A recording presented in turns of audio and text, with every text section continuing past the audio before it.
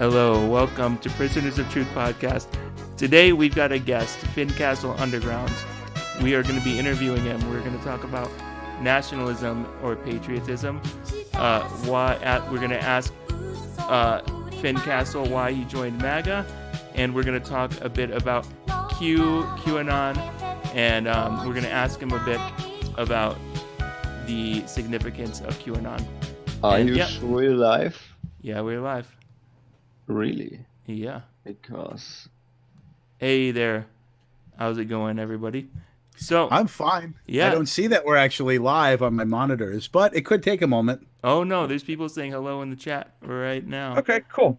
Well, fun. Yeah. Here we go, Sean. You want to take over? Yeah. Hey, everybody. We have Fincastle Underground, as Samo just said.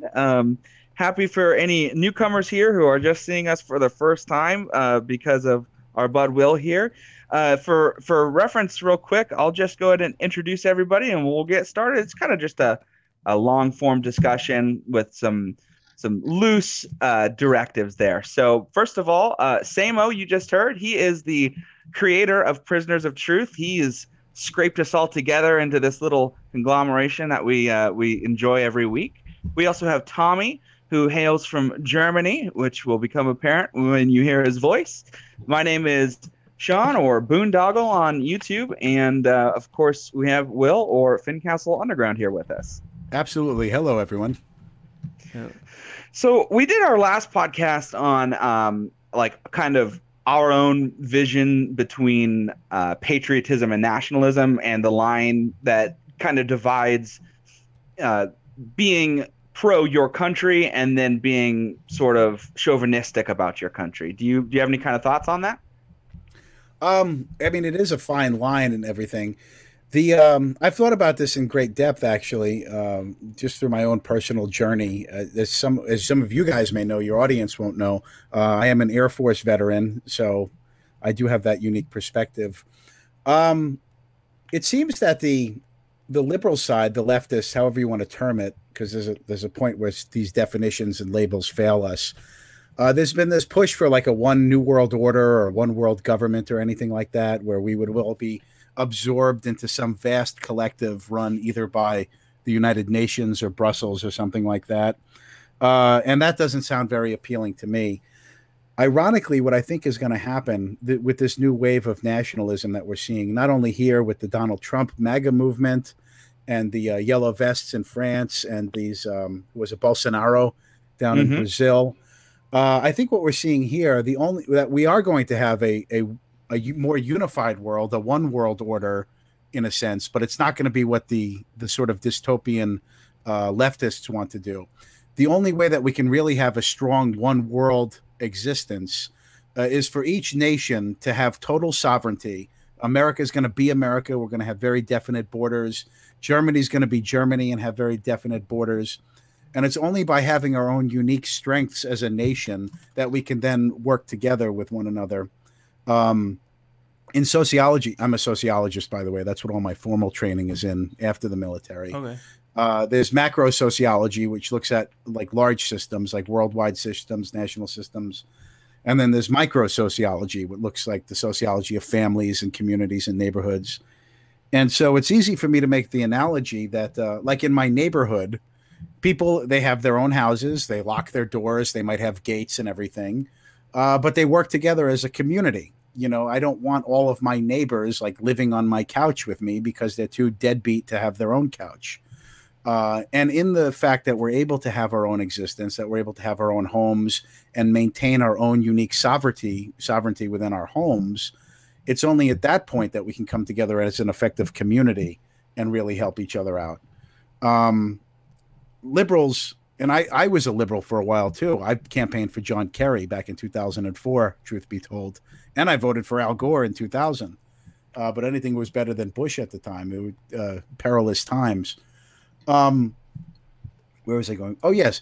They always want to help people. Like, oh, we're going to help people, you know. But eventually what you find is that helping people endlessly just makes you broke. There are some people that will just take and take and take no matter what.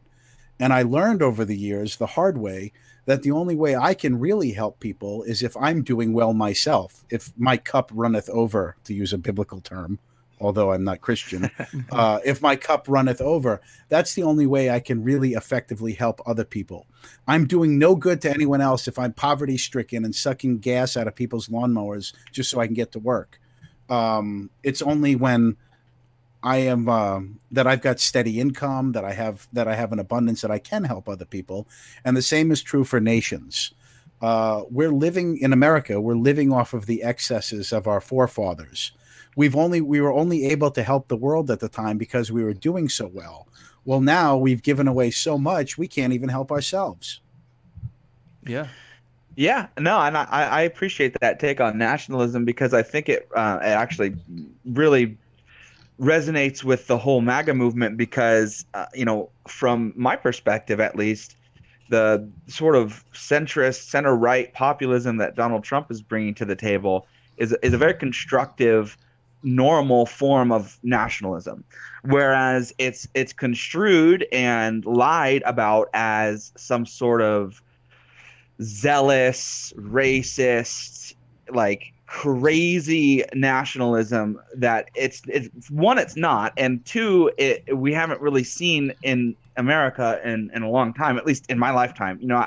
I'm young. I've really never known any real American Nazis. I've never really known anybody who was like for the race and for the nation, and then beyond that, the even more toxic forms of nationality, which we kind of discussed on our last podcast, is that kind of expansionist nature, where it's like, okay, we're great, our system's great, everybody else needs to conform. And I think there's a big, obviously the media is really, really nothing but propaganda right now, and one of the main things that they push is this Donald Trump and his supporters are evil Nazis meme, and it's just so far from the truth. See, like I'm thinking about what nationalism, patriotism kind of means to me, and I feel like I've always been kind of between both sides. With me being mixed, half black, half white, I've known a good number of minorities, good number of white, like just all types of people. So I feel like I've got a pretty well-rounded view of things. And I was thinking to myself about patriotism versus nationalism. I think I used to look down at patriotism a little bit, and I feel like with me, I feel like my sentiments are kind of a mix of both nationalism and patriotism. Because patriotism to me means you are part of a government, you're participating in your government, and you're not necessarily you're identifying with an ideal. And then on the nationalistic side, I feel like it makes sense to have pride of where you're from, but if you go too far, you're going to get into like genetics and, racial superiority. So to me, I feel like I like kind of a mixed bag. My approach is, yes, like America is an idea. It's not based in race or anything like that. That's sort of the point of it. But then on the other hand, we should be able to have pride of where we're from. So, I just feel like some people get distracted and they deviate too far to one or the other. No, that's true. And actually, to everybody listening, first, before anything, technical point that I wanted to pass on, if you guys didn't know. If you're in the live chat, there's a little drop-down box that says either top chat or live chat. Make sure it says live chat. Otherwise, you're not getting to see all the comments, everybody. I didn't know if you guys were aware of that or not. Yes, but another the YouTube commissar obviously is very concerned with you discussing things on YouTube comments. Right. So they've got that little bit of a distinction between what we want you to see and what's going on. Right. So if your box says top chat, you are wrong. Make sure it says live chat to get the uncensored version. Yeah, there was and now I forgot what I was going to say. When it comes to yes, I have talked to you guys before. We haven't done a show together, but Tommy, for instance, is in Germany, Bavaria, if I'm correct. And yeah. I don't want to put words in your mouth or anything, Tommy, but you're in a situation now where you can't really even have national pride anymore.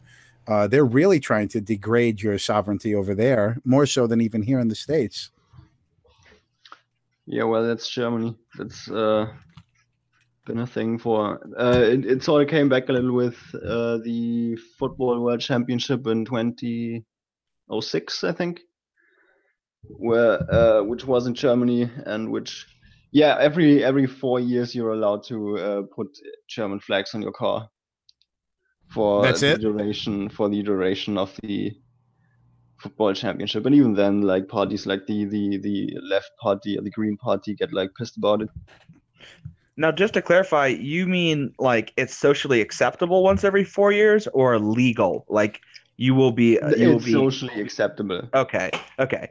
I knew because well, and it's funny that I even have to ask that because there are some aspects of Germany that are that dystopian as to make certain things that an American would think of as just normal, totally illegal. You know what I mean? Like we've talked about previous with the the Nazi stuff and all that. But I mean, literally, I have to ask that question because it wouldn't shock me if you turned around and said, "Yeah, no, not allowed to. The Stasi's going to come take my flag away." Right. And as an American, when I hear about Germany, yeah, there's always like the Nazi thing is inseparable from Germany at this point. There's always that. But beyond that, all I ever thought about Germany was like the fine engineering that used to come out of there, the beautiful landscapes, like those kinds of things. I never really thought about like one world orders or anything like that. Like it was always very clear in my mind and most of the people I know that, yeah, that's an unfortunate part of the past. But the Germans were a proud people. There's always the Oktoberfest thing that we try and mimic here in the States. But yeah, we never really considered Germany like a land of hate or anything like that. Yeah. Okay. No, that was it. I mean, I think that the perception of Germany is different within Germany than outside of it. Like, I think they're making you guys feel worse about yourselves than even the rest of the world cares about, if you see what I'm saying. Yeah, that might be true. Well, it's especially true in the case of like India and the Middle East because they fucking love Nazi, not Germany and Hitler. They fucking love him, and they're allowed to love him. They think he's the best guy in the world. Mostly that's because they hate Jews, though. Yeah. Which I really don't understand about the whole. It's so funny, like the Nat Socias and the far left social justice warriors, and like almost anybody in an extreme position always blames the Jews, and it's like I really don't understand how you can be like on the fringe anti-Israel left. Now, I don't, first of all, preface that by saying it's okay to be anti-Israel. They're a country. They're separate from the Jews as a people, but there's definitely a very interestingly similar vein that runs through the extreme racial nationalist right and the extreme, I would consider them communist left. They always, they seem to hate meritocracy, first of all. And then they also just, for some reason, think it's the Jews' fault. Yeah, that's a topic I don't usually touch on my own show because I value my YouTube channel too much. I will say this though, because the whole thing between Jews and Nazis and all of this stuff from our past, because it's become so taboo, it's actually had an even more destructive effect than if we could just talk about it openly. Like for instance, you guys might know I appeared in the documentary film American Circumcision, where I'm very much against the genital mutilation of children, regardless of whether they're boys or girls or Muslims or Jews or Americans or whatever. I don't think you should mutilate the genitals of children. Well, because circumcision happens to be a Jewish custom, I've got the ADL up my ass of people saying I'm an anti-Semite, and it's nothing like that at all. I just don't think you should be cutting into baby penises and then sucking the blood out. Which is totally reasonable. Yeah, Right. yeah, but Yeah. besides all that, the thing that's so interesting to me, especially with the left, is they're openly anti-Semitic, and they preach to us about racism, and it's just like these crazy fabricated double standards that they have. The thing that kind of freaks me out with leftist ideologies, because I will call Nazism leftist. To me, I feel like it is. It all came out of the same sort of a vein. But the thing that's strange about these 20th century ideologies is that they have to synthesize a boogeyman. There's always a boogeyman, and then there's always like the noble, like oppressed. And it's really strange how they have this way where they do this mental gymnastics where they sort of are fascists, but they've got a good way of covering it up and making you feel guilty for questioning their motives. Right. That's exactly true. In sociology, one of the first sociological books I ever read, I think I was like, I don't know, maybe 17 years old. It's called The Nature of Mass Movements, and it's by a sociologist named Eric Hoffer, who actually wasn't a sociologist. It's funny, he was a longshoreman who worked on the docks and, loading ships and things like that. And he just was thinking to himself, and he wrote this book, which turned out to be one of the greatest sociological books of all time. And in order to have an effective mass movement, you definitely need an enemy figure, whether it's real or imagined. There has to be an enemy figure. It's part of the whole military thing involved with what Hoffer says is they have to get people worked up, because in the real world, there's not a thing on earth that's really worth dying for. So you have to have all of this pageantry and so forth that's tied to the military, the uniforms and the flags and the colors, and this strong sense of purpose that you have an enemy that's really threatening you. Otherwise, you're not going to give your life for anything.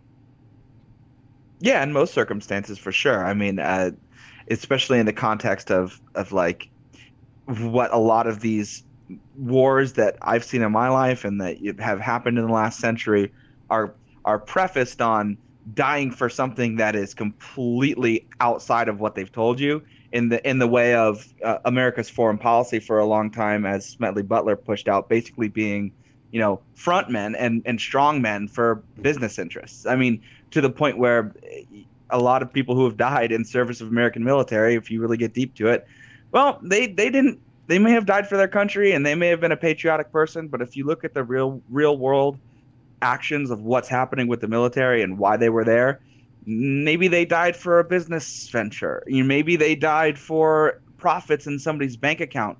It's yeah, sad. I could tell you exactly who they died for. They died for Standard Oil and the Rockefellers and the Dole Pineapple Corporation, of all things. Yeah, of all things, Dole. Yeah, well, they were responsible for the annexation of Hawaii, essentially. We didn't have Hawaii as a state until the 50s, and it was basically seized for corporate interests. They tricked the king of Hawaii at the time into giving it up. I know who Smedley Butler is, but maybe we should talk for the audience. He was a Marine Corps general that he went on all these campaigns and incursions behind enemy lines. But then towards the end of his career, he reconsidered exactly what he was done. He's like, I was basically hired muscle. I was a gangster for Wall Street. And those are his own words, essentially. Yep. He's got a very short, great read. Everybody should own it and read it. And it's called War is a Racket. And it is a racket. And I think that,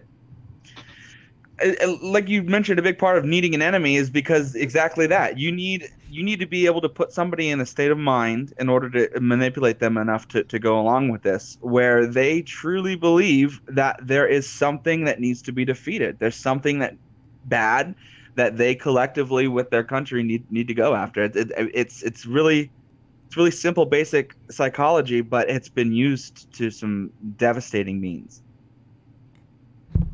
Exactly. I'm going to put a link in the description if it'll let me.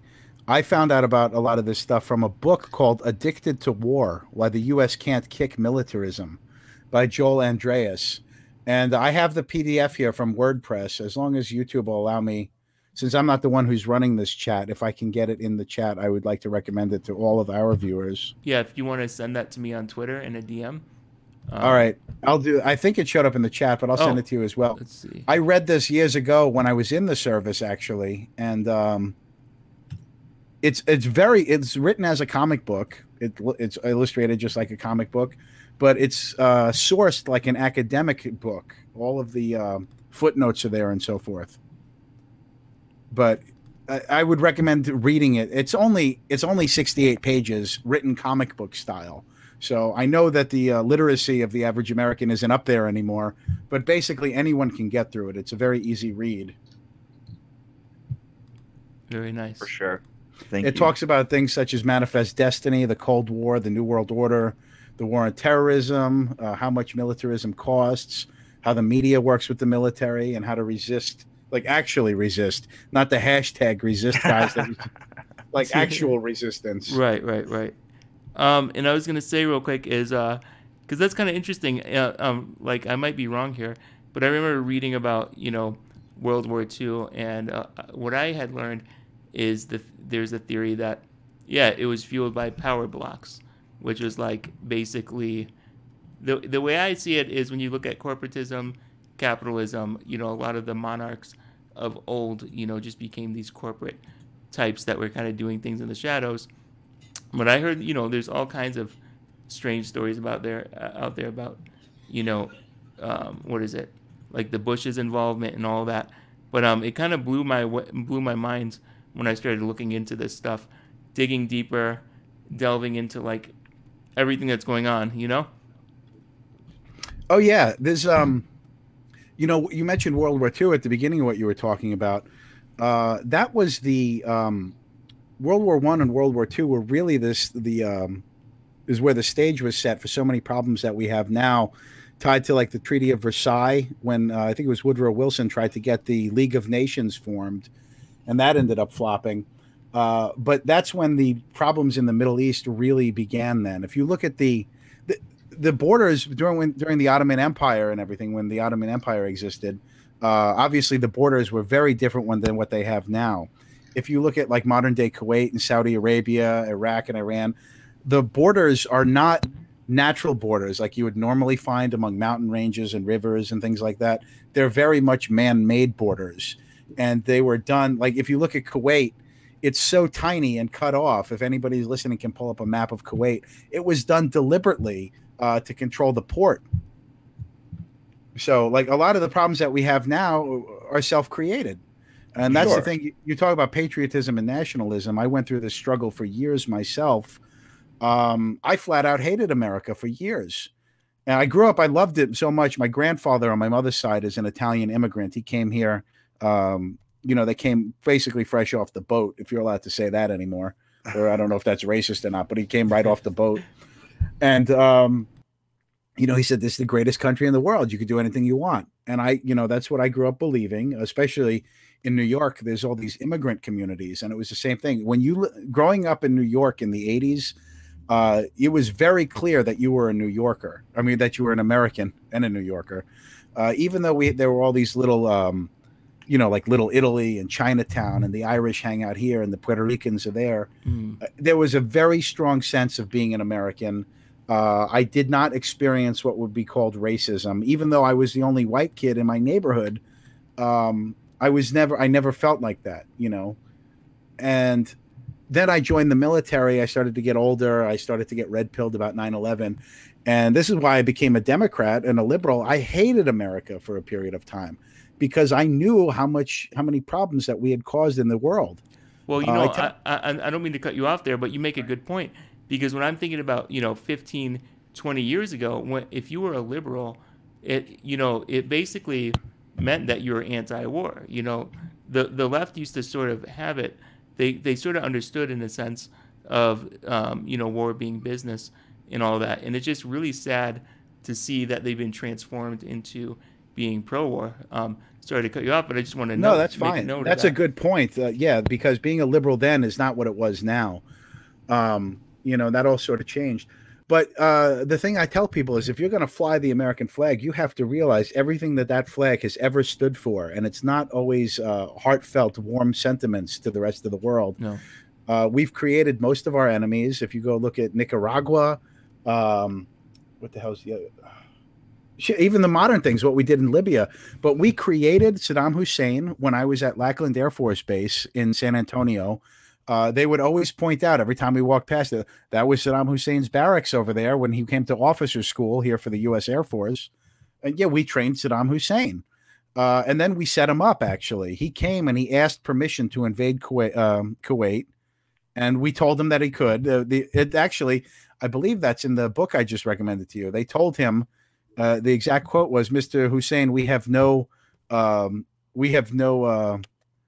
position on your border dispute with Kuwait.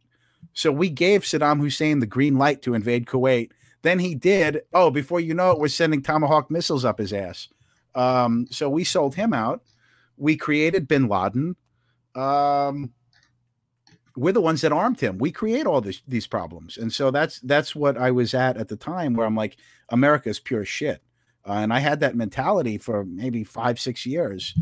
And then I started realizing, you know what? I could talk all this mad shit about America, or I am an American. America is my country. I could try and improve it. And so I started getting on with like the Ron Paul revolution, and I started red pilling people about the Federal Reserve and the IRS. Amen. Follow the money. Follow Amen. the money, you know? Amen. Federal Reserve's a scam. No, so now I'm back to a place where, you know, I love America. I love the ideals of America. And I think that most people understand that the government and the American people are very different, as is the German government and the German people, the Russian government and the Russian people. If not for our governments, we probably all just party together most of the time. Yeah, well, and I think that is actually the key takeaway from patriotism versus nationalism, is that for me personally, nationalism in my mind and the populism we're experiencing right now is much more connected to, like you said, about being more in tune with American values, being in tune with the West in general, and separating that from the bad and evil things that our government has done. Because look, I mean, we just did like maybe 10 minutes on America. It's barely even scratching the surface of how interventionalist and just downright brutal America has been in the past, and up until recently still very much was. And it's part of the reason that makes me detest the Trump bashers out there, because almost all of these people were on board with everything we're talking about as far as interventionalism, our military doing things that are 100% outside the purview of protecting our country or doing anything for the American people. They were hip on that. They were 100% in tune with that. And now that Donald Trump's in, they're so propagandized and crazed in the eyes that they can't even see he is the biggest element against that we've ever had in the White House, at least in my time. Look, the guy's ending wars left and right. I mean, you just simply can't exist in that state and then come tell me that I'm a bigot warmonger. Like, it just, the lack of perception is astounding. Right. Well, the thing is, that's a good point. And, you know, even when I was a liberal, all throughout my life, actually, no matter what my politics have been, whatever group of people I've coagulated with, they always say, oh, the media is full of shit. That's the one commonality between every political side. Like, don't trust the media. But now somehow in the age of Trump, the media is right about him being a dirtbag. Like, I don't understand that mentality. Like, we haven't trusted them for 35, 40 years, ever since they tried to sell us the Vietnam War. I guess it's longer than 40 years now. But somehow now that Trump's in office and they're talking bad about him, suddenly everyone's like, oh, the media is, they're right. I don't know how the left went from not only being a pro-war party, but also the party that seems to believe the media. Wholeheartedly. It makes no sense. And that's why I have such a hard time with the Trump bashers, because it does not seem to come from a genuine place. And then when you see people who are genuinely pushing it, it's like seeing a sick person.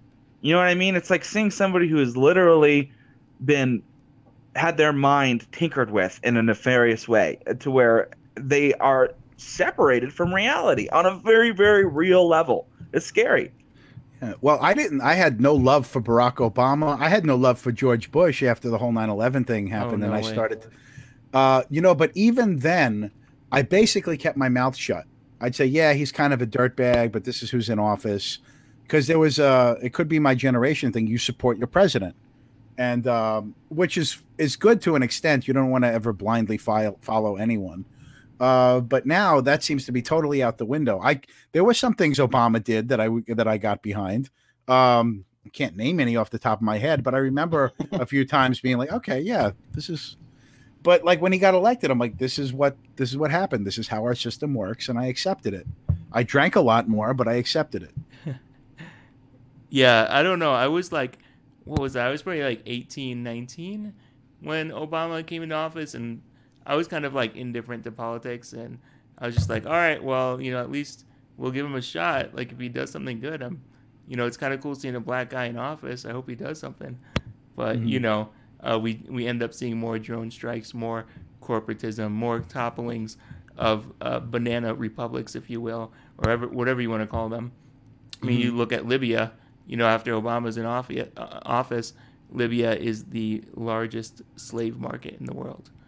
Oh yeah, and he tried to install the Muslim Brotherhood in Egypt.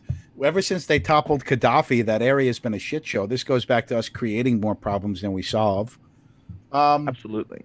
And there was one other point that I was going to make along that thing. Oh, you talk about slavery. That's the other thing. People still bring up all this. They talk mad shit about America because of what we did to the Indians, and because we had slavery and that women couldn't vote forever. But and I'm half American Indian, like genuinely, not like Elizabeth Warren American Indian. Like my father is like full blown red skinned kind of from the Mohawk tribe in New York, actually, in upstate New York. And the point has been made that every single nation on the planet is a result of one group of people conquering another. America is not unique in that regard. Any country in the world it's the history of bloodshed. That's the entire history of humanity. And yeah, so we were hypocrites. We said all men are created equal, but we had slaves and women couldn't vote. But we've corrected those things, and nobody ever mentions that. How many countries do away with slavery? Basically none, but we did. Yeah. Yeah. Yeah, and UK and don't forget, US led the charge. Yeah, I was also going to say, if you look at history, Native American tribes were known to enslave other Native American tribes. I'm not pro-slavery at all. Slavery is terrible, but a lot of people are being naive when looking at the human condition and all that. It's just it's unfortunate, but there is not one regime in history that does not have blood on its hands. And so we need not to be so naive. Sure, we could talk about improving things in the future, like reasonably, but it's like, you need to be real. You can't just say that America is this great Satan because we did dirt in the past. Right. Sure. And the British Empire, they fucked far more people. Remember they said the sun never sets on the British Empire? Don't talk about Indian colonialism. The British Empire has far more blood on their hands than we do. I don't know. I can't say that anymore. Well, historically speaking, it's up there, I'm sure. Yeah. Yeah, it's up there. But the thing is, fucking the USA, like you said, we've gotten to a place now that is very progressive. In the actual sense of the word, not the crypto communist sense of the word, and everybody's demonizing us to the point where there's a truth and there's a lie. The truth is that America, like all countries, or just you can even drop that moniker, America has done bad things. Okay? America has done bad things in the past. The lie is America is to this day an evil place and has yet to make up for the bad things in their past. And that, I think, is the kind of mindset that is pushed behind the sort of the people who would say and rag on and never let up on the slavery and the Indian stuff. It's very much an imposition of past wrongs or past misdeeds onto a nation made up of people who are not from that time. It's quite literally an anti-American subversive lie to say that people who are around today, A, stand up for that, A, apologize for it, or B, apologize for it, and C, would do it again. And that is 100% the rhetoric that you get with these people. And it's just absolutely insane. Right. Yeah, I'm looking in the chat room. Fran says, we also need not take on false guilt for what we personally did not do. I never gave an Indian a smallpox blanket. I never whipped a slave. None of that ever. I never did any of that shit. And I thought this was like a joke, but I had seen an article maybe a couple years ago now where white people white people from the suburbs, of course. It's always the yuppies and the normies and the PTA moms. Mm-hmm. They were actually getting together and they were putting themselves in pillories, wooden things around their neck and arms. And they were making their children march in chains to relate to slavery. Oh my God. And I'm like, how disingenuous is that shit? It's like there was a college I went to that's not even worth me wiping my ass with, but that's where I got my bachelor's degree. And it's supposedly a very high-end college here in my local area.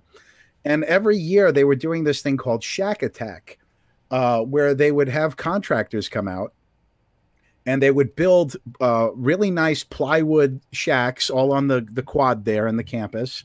And then they would truck in a bunch of rocks and they would make a fire pit.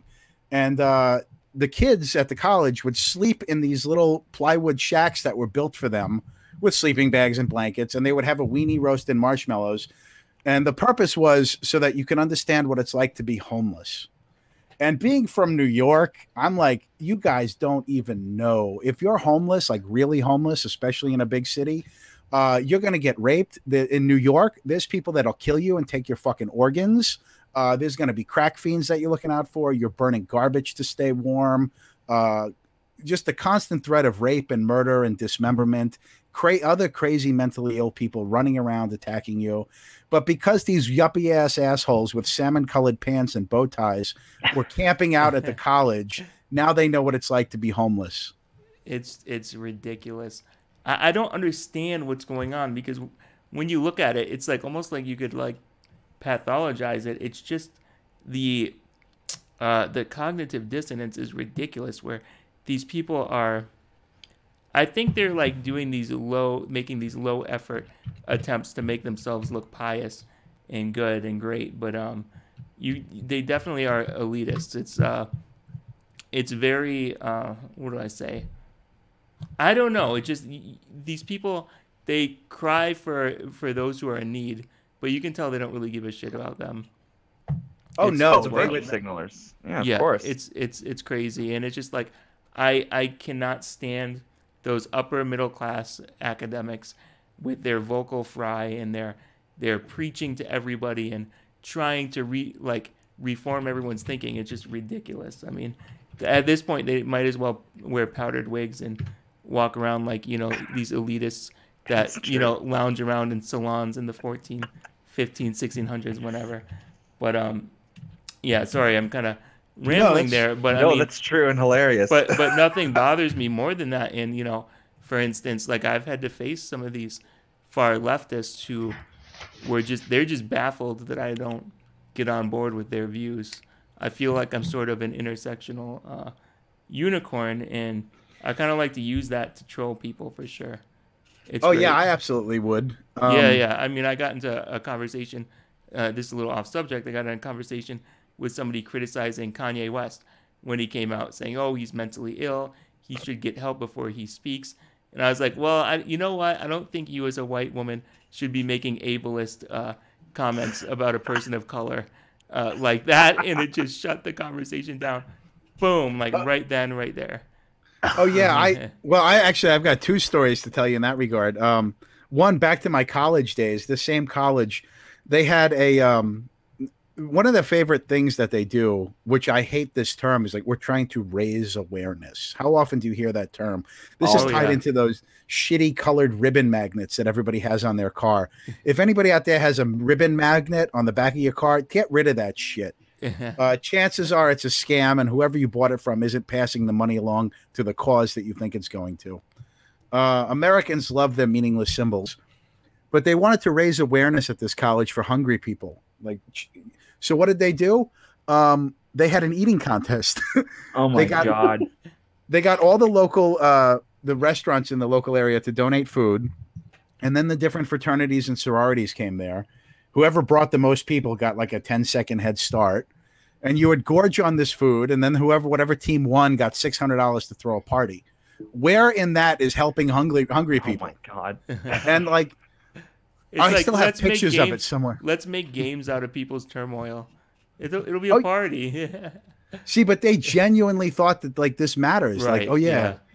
And there was a time, in one of my senior classes, I had to take a grant writing class, and they made us write a grant proposal for a community garden that nobody wanted. And they were trying to get $60,000. We live in the country. And I told them, my professors laughed at me. I'm like, if they want a garden, I'll have that shit built in a week. I know rednecks out here that have tools and rakes and other implements of destruction and backhoes and tractors. I said, I'm not even kidding. I said, you get 2 kegs of beer and these rednecks will build you a fucking garden in less than 24 hours. And they laughed at me. They wanted to. I mean, they're talking like, I'm not even kidding, like $400 for a wheelbarrow. Yeah, this is why I hate bureaucracy. I mean, that's a whole nother thing. Continue. No, well, see, I've done tree work most of my life. I'm an outdoorsman. I'm a rugged lumberjack man, and it was for sociology, and I'm doing research on it. And all of the literature that I found, the whole point of community gardens is that they arise out of a need for the local community, usually during wartime or periods of famine. And the whole point of a community garden is, well, surely someone has a wheelbarrow already. Somebody has a fucking shovel. No, they were trying to enforce a community garden on a community that didn't want it at all whatsoever. And we ended up writing a $60,000 grant proposal for something that I genuinely could have accomplished if you had given me 2 kegs of beer. I could have had a pickup truckload of rednecks out there. These people have been farming and gardening, back to the first generation here in the Appalachian Mountains. But no, they literally laughed at me. They're like, I'm glad you think that it's so simple to just build a community garden. I'm like, yeah, it fucking is. You till the land, you put up a fence. There you go. This is the psychosis of bureaucracy. This is the psychosis of collectivism at its fucking finest, because it literally takes a need or something good or literally any goal. I mean, whatever your opinion is on that goal, it takes a real goal or a real set of aspirations and turns them into a fucking giant joke. I mean, just imagine a bureaucratic system in America that actually does what it sets out to do. There might be some, but I guarantee you the amount of graft and the amount of money that you've lost in that process is going to make you sick to your stomach. I mean, it's almost to the point where like a bureaucratic system should, in and of itself, because of its removal from the actual real world impact that it's trying to accomplish, should be seen by everybody as a fucking cancer. I mean, like it should be a bad word. People, I don't know why people love it. It blows my mind. Oh yeah, I'm about to. As long as you guys don't care, and I don't think you do, I did a special report on the bureaucracy, and I'm going to drop that link in the description for the viewers here. Of course. Because I've worked for bureaucracies. After the Air Force, I worked for the Veterans Affairs. I worked at the Social Security Administration, and I know bureaucracy inside and out. I've had to deal with these assholes, the Department of Education, all kinds of things. Yeah. So anyway, I just dropped that link down in the description. If anybody, any of the viewers want to watch in your spare time, I did a lot of research on this video when I put it together. Okay. Yeah.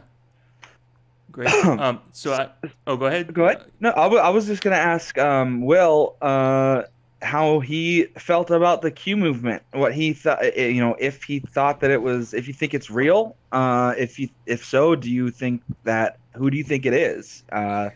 It is real. Now, when you say real, that's kind of a nebulous term today. It reality. I can clarify. We're starting to find out. This gets maybe a little metaphysical for everybody's liking. But I really believe that each and every one of us have our own personal reality and that we kind of intersect with one another throughout the day.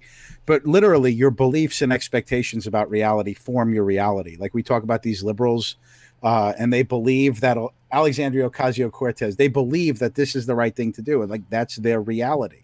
And nothing will sway them from that. So the thing about Q is so interesting. Q is real in the sense that it's a phenomena. It's a social fact, to go back to sociology.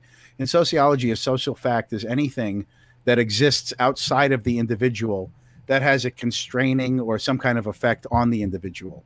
And that's the thing with Q. People are saying, Q's not real, Q's a LARP, which makes no sense to me. He's definitely posting things. Like if you go to the Q site, qanon.pub, there really are things there. And the quality of the material is what gets me. Like I was just doing a show earlier. Let me pull up the Q page and I'll give you an example. One of the last Q posts that's here was a picture of 2 maps of the United States.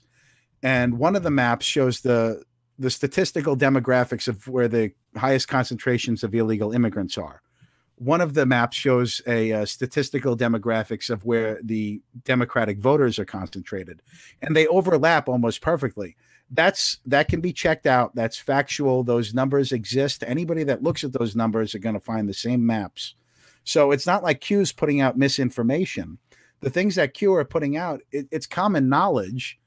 I think what people get at when they say that Q's not real is that the overarching theme of Q is that Donald Trump is taking down the deep state. He's draining the swamp, and that most of the people we've trusted up until this point are either pedophiles or child traffickers or something to that effect. And I think that's what people find hard to swallow.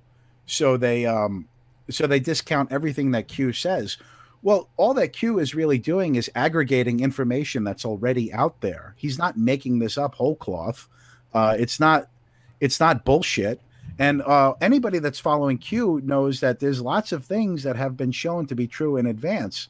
Like when he was the picture that showed up early on in the early days of QAnon from inside Air Force One, you guys might realize that anytime you take a picture nowadays with an electronic device, there's metadata encoded in it, GPS location, where, when, all that stuff. Well, right. And I was also going to, it might not mean much to other people, but I know that Scott Adams had a video where he confirmed that he believes that Q is a real thing. So if you're not familiar with Scott Adams, he created like the Dilbert comic strip, and he has some, I guess he was a hypnotist for years. You should check him out. But he definitely thinks that Q is real. And so, I mean, that was enough confirmation for me when I was watching his videos. Well, let me clarify my question a little bit, because I really appreciate that, the way you just described that, because in a lot of ways, that's how I feel about the Q movement.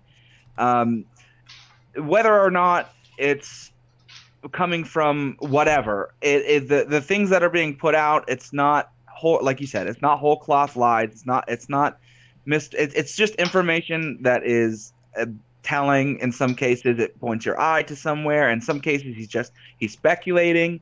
But what I meant, and I appreciate that the difference between the question that I'm asking and the question that you answered is a lot of the sort of the back and forth between people who are pro and against, or pro and against Q. Essentially, do you think it's a government source? Do you think it's somebody inside Trump's government? And if so, do you have any ideas of who you would think it would be? Who I think it would be? Or even if you think it is somebody real, and when I say real, I mean a government somebody. You know what I mean? An actual inside real you mean as opposed thing. to like some kid in a basement somewhere? Or some conglomeration of third-party people. It doesn't have to be one random person. It could be some other element outside of the Trump sphere, because we really don't know. But I'm just asking you exactly, like if you think it is somebody inside the government, and if so, who? I wouldn't know who. I tend to think that it is somebody that has access to. Hey, can you stop? What is that that noise in the background? Yeah, that's me. Sorry. Oh, it's okay. That's not me. Good. It's cool. Right. It kind of adds some like everyday life to what's going on. Yeah. All right, continue. It's fun to imagine what he's actually doing over there. Like, is he beating a piñata? Is he mixing up a stew? No, as far as Q goes, though, I think that it's somebody that has access to things that regular people don't. The nature of the internet is such. See, human beings, no matter what they do, human beings always make mistakes. They always make errors. They always leave evidence. They always leave clues. And the nature of the internet is such that if Q were not genuinely authentic in some way, he would have been outed. You remember all that shit that went down with Shia LaBeouf when he put his "He Will Not Divide Us" flag up? Yeah. You remember that whole thing? For those that are not familiar, Shia LaBeouf, he went crazy after Trump got elected and did this whole "He Will Not Divide Us" campaign where he had this flag that he was flying. And it was found. Even if he was putting it in a dark room somewhere in a basement behind glass, people would still find it. The nature of the internet is such that if this was just some guy, some regular person that wasn't tied to the government, I think they would have been outed already. They would have Tommy, slipped can you up. mute yourself? Yeah. They would have slipped up somehow. They would have been found out. So I'm thinking that whoever it is, has access either to supercomputer. You know, quantum computers are a thing now. Like they exist. You and I. What do you just mean don't by have that? them. It's funny you brought that up because I've heard a lot about quantum computing, and I do not fucking understand what it is. Oh shit! I wish I could get one to mine Bitcoin with. I'd be God. A quantum computer is a special. What separates them from like a silicon-based computer? Like, what's the difference? Okay, well, the components of it, the major components of it, have to exist in a rarefied atmosphere that are colder than outer space. Aren't you ever surprised at all the shit I know? I love it. Yeah, you know a lot, man. I'm happy to hear what you have to say. They exist in a rarefied atmosphere that's colder than outer space. And the thing about it is, as normal computers operate off of zeros and ones, quantum computers exist in a superposition where it can be either a 0 or a 1 simultaneously. So they've got a third option for communication and coding, like, basically, it's what you're saying? Four-dimensional, right? It's like a binary. Yeah, it comes in really handy for cryptography and things like that. No, it's the 0 and the 1, like in a regular computer, would have to be. Yeah, it would have to be off either current. Is what the 0 and the 1 is. The computer's reading on as a 1 and off as a 0. Yeah, but so you're saying that a superposition between them is actually used to generate a computer code? Yeah, they exist as both a 1 and a 0 simultaneously. Right. And I know that's kind of hard for people to wrap their mind around. But it doesn't have to be chemistry. There's chemistry involved in the way that quantum computers work, correct? Well, only in the fact that they have to exist in a rarefied atmosphere. This gets into quantum physics is not for everybody. Actually, people think that there's a lot of talk about quantum physics and it's become more digestible online, especially in the Mandela effect world. People understand quantum physics a little more, but it's really hard for people to wrap their minds around. This means that instead of something being a 0 or a 1, it can be both at the same time. That means that the processing power of it is almost incalculable. Sure. Yeah. So let me boil down, because you're explaining this to me for the first time, so I want to make sure I have a good understanding of it. You're saying that a quantum computer is a piece of machinery, a computer built out of what's the part, the actual processor part that has the energy flowing through it, I forget what they're called. What, the CPU? Yeah, but the actual thing in computing, the bits and everything, it's just one thing that's detecting whether or not there's an electric current, and I forget what that's. The conductor or something like that. Capacitor.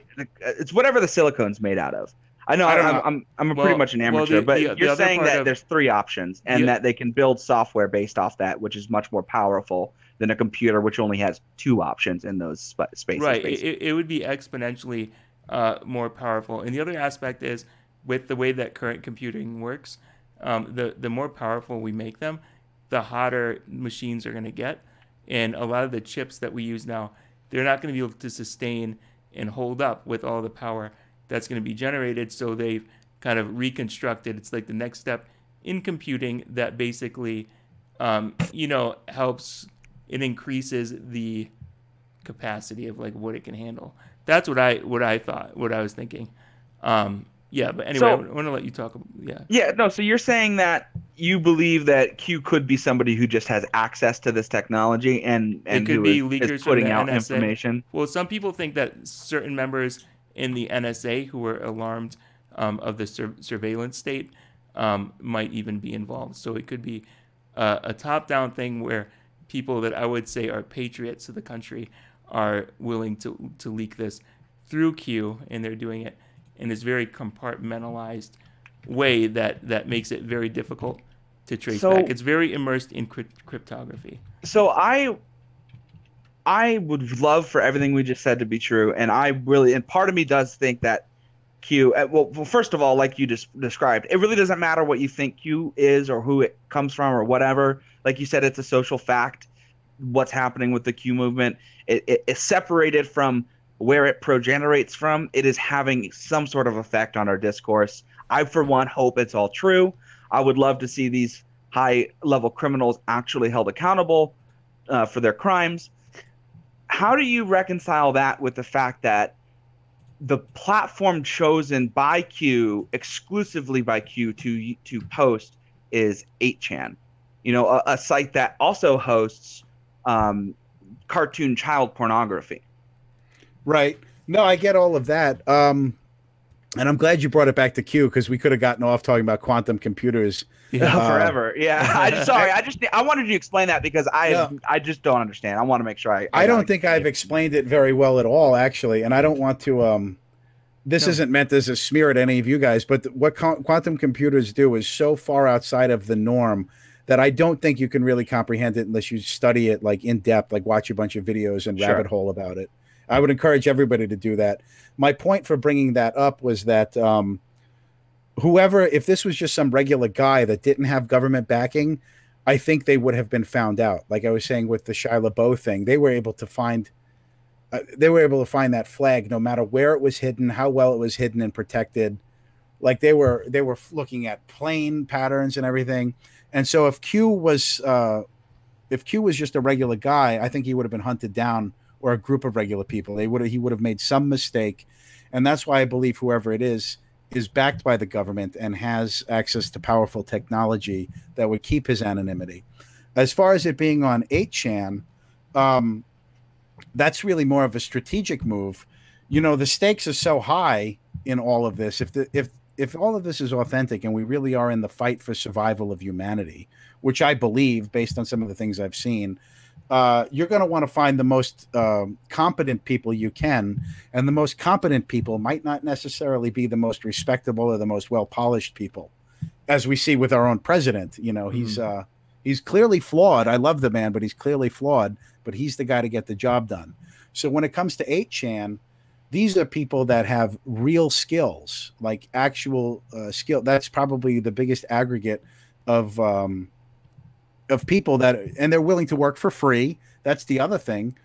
If nothing else, Q is it's the most successful mass marketing campaign ever. It's cost absolutely nothing to do, and the world is talking about it. The world is talking about it, and they're talking about things that I personally am happy they're talking about. So this is why, like, I don't ask these things. I'm not saying this because H.A. Goodman which is the person who, by the way, got me starting to think critically about Q, because for a while I was kind of, I don't want to say like wholeheartedly, but I just believed it. You know what I mean? I saw it. I believed it. And I still do in a lot of ways. And there's a lot of things about it that you don't have to believe. You can just observe. It doesn't bring it to that. Right. But to me, it's just, I don't ask you all these things because I really want to tear the movement down or the conspiracy or whatever down, because you're fundamentally correct when you say that people worldwide are talking about it, and when you say it, you are talking about real high-level criminals coming down, and that is something that I've desperately wanted to see for a very long time.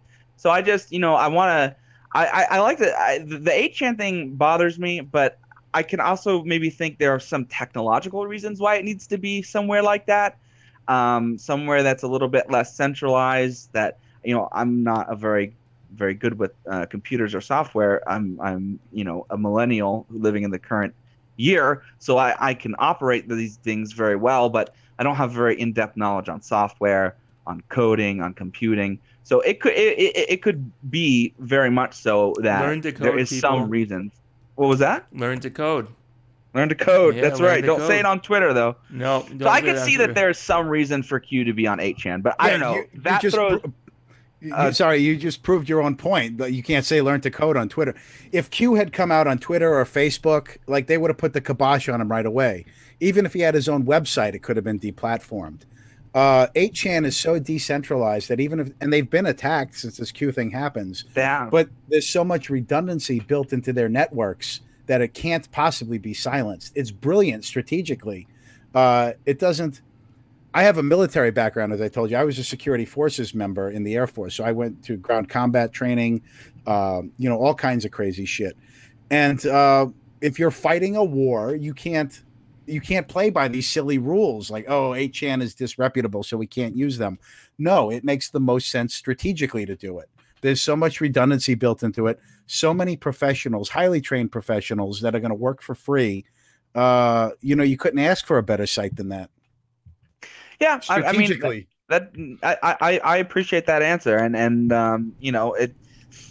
I've learned over the last 3 years, 4 years, to be very skeptical of everything, especially the things that sound good to me. So that is part of the reason why I will remain on the fence about Q, and I am on the fence about Q. And I have people within my own life on a personal level who are, I won't say fanatic in any way, but absolutely follow it and do, put like you do, like put stock in it, as in this is probably something real within the Trump, presidency. I would so love for that to be true. It's not even funny. I just don't know. I don't have the technical knowledge to understand why or how certain things would be necessary, or what even the potential, especially when you bring in quantum computing. Like I'm just so lost with that. I just don't want to get sucked into hopeful thinking. I just don't want to. Well, why? I mean, you've got nothing else. They've taken everything else you have. You could at least have hope. No, I have hope, but it doesn't mean that I think that there's a difference between, like I said several times, I really hope it's real because I want these people to go to jail. But, I just don't, I don't know. It's hard for me to say for sure. It's hard for me to say, yes, this is for sure real. Well, I think we're hung up on the two words that we're really hung up on are real and belief. You say belief like it's a religion, but it's real. It's really there. What you're debating is like whether or not it's really like an insider. But to me, that point is totally irrelevant because even if it's not real in the way that you're using the word, it will become a self-fulfilling prophecy. These people that pull the mechanism, they pull the levers of power that control our lives. They are criminals, like demonstrably so. That what Hillary Clinton has done alone with the foundation and the uranium deals. So they really are criminals. The hope is that if we're talking about it enough, it'll come to a critical mass where justice will be served by the people, if not some Q person. And actually, I think the whole point of Q, if there is one, and if it is real in the way we're talking about it, is that it can't come from the top down. I've said this before on my show. Donald Trump could come out, and there's a lot more he can do. His authority is almost supreme. He has a measurable power, as Barack Obama demonstrated. But if he were to issue executive orders and start changing things, because people are always like, why doesn't Donald Trump do this? Why can't Trump fix that? One, he's not God. Two, we're not living in a comic book where everything wraps up nicely. We've been dealing with this shit for 70 years now. It's not going to be tied up very quickly like a TV episode. And C, if he started taking unilateral action, he would look just like the dictator that the left claims him to be. So the real thing, this has to come from the bottom up. Like I'm running for sheriff in my town. That's how I'm going to change. I will make an enormous amount of change if I'm elected sheriff in my county. It always had to come from the people. It had to be that way. And that's what I think Q is about. And I think the change, all the mass arrests, all of the justice to be served is only going to come when the people reach a critical tipping point, and the people will make it happen. I like that. Tommy, have you read any of the Q posts? Are you up on the whole Q thing? Like what I'm curious about what your thoughts of it are from a European, I guess, perspective. Have you looked? You haven't looked. Have you ever heard of it? I know what it is, but I don't give a shit about it. Okay. So why so? Just out of curiosity, we're open to hearing different ideas. We don't get mad about that. So yeah, well, first of all, it's an American thing, so it's really none of my business, and it's absolutely non-verifiable, which makes it pointless. Yeah, well, you're more so like from what I understand about like from conversations I've had with Tommy's a lot more like scientific. Like you don't really like to talk about certain things unless you see like concrete proof. Yeah, correct. Exactly. Right. I like to talk about facts, statistics. Well, your background is falsifiable. Well, that's the interesting thing because I remember you kind of mentioning that you used to sort of be a militant atheist, so you're probably very versed in arguments and looking at evidence and all these things. And so I think to a certain point, it's important to have people with your mindset because it is very easy to kind of get carried away, get into conspiracies, things like that. And, I've kind of done that. So, I mean, I think your perspective on it is important as well. It's good to have skeptical voices out there, There's a guy in the chat, Kill the Saints. I wonder if he's talking about me.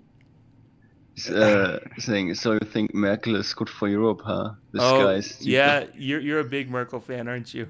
Yeah, absolutely.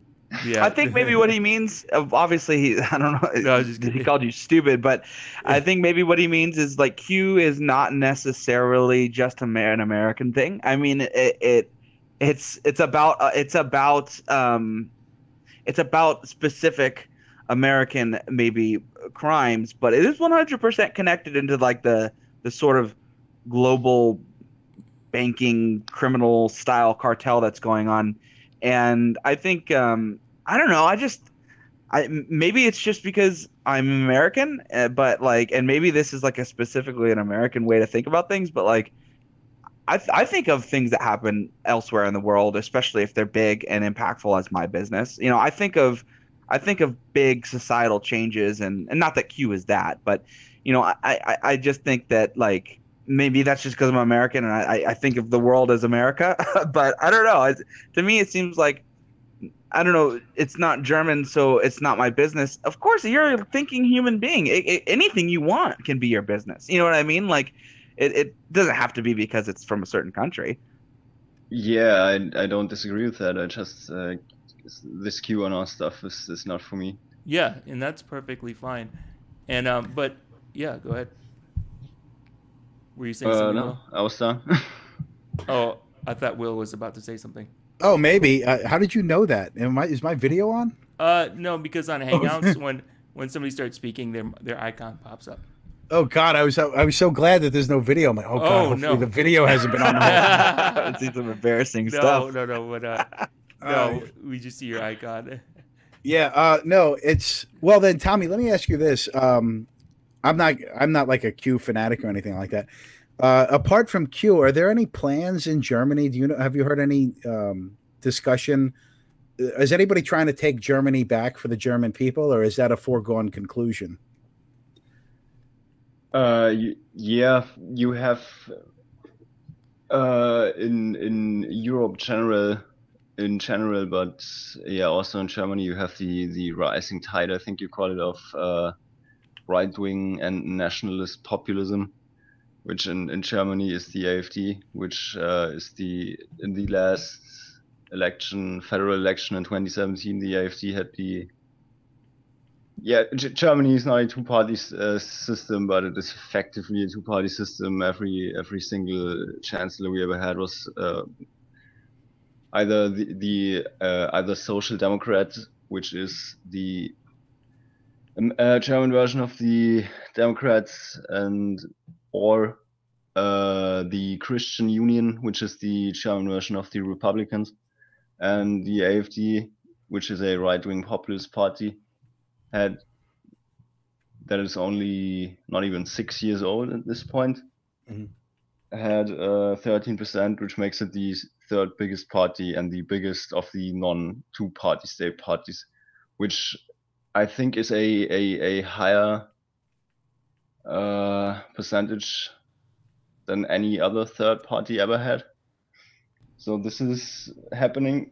Then you have the identitarian movement, which I don't know anything about, but it's fairly obvious what they are about. Right. You have in Germany, you have what is called Reichsbürger, which is the German version of sovereign citizens. I was going to ask you, do you feel like any of these groups are going to make headway? Do you feel hopeful about this?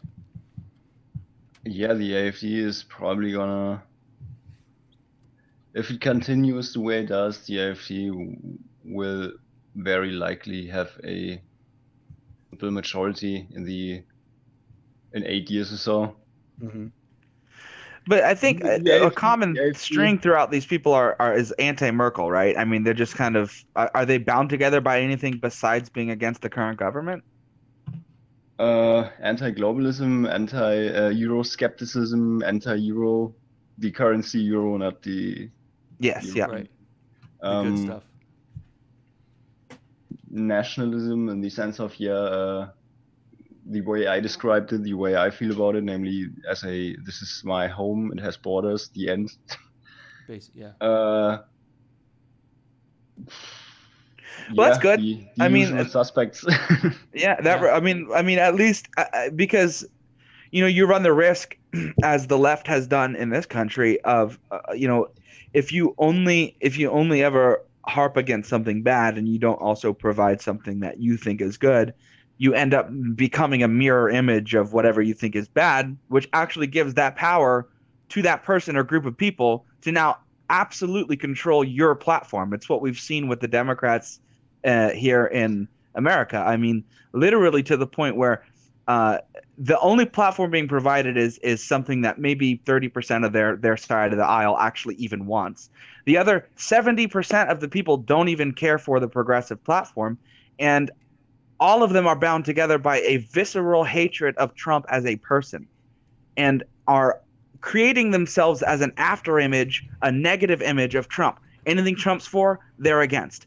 That gives Trump literally the power to control their points, to control their talking points, and you run the risk of that happening anytime you do that. You strip the actual. So it's good to hear that. It's good to hear that there is some substance behind the anti-Merkel, anti-EU movement, because unfortunately that can and will happen.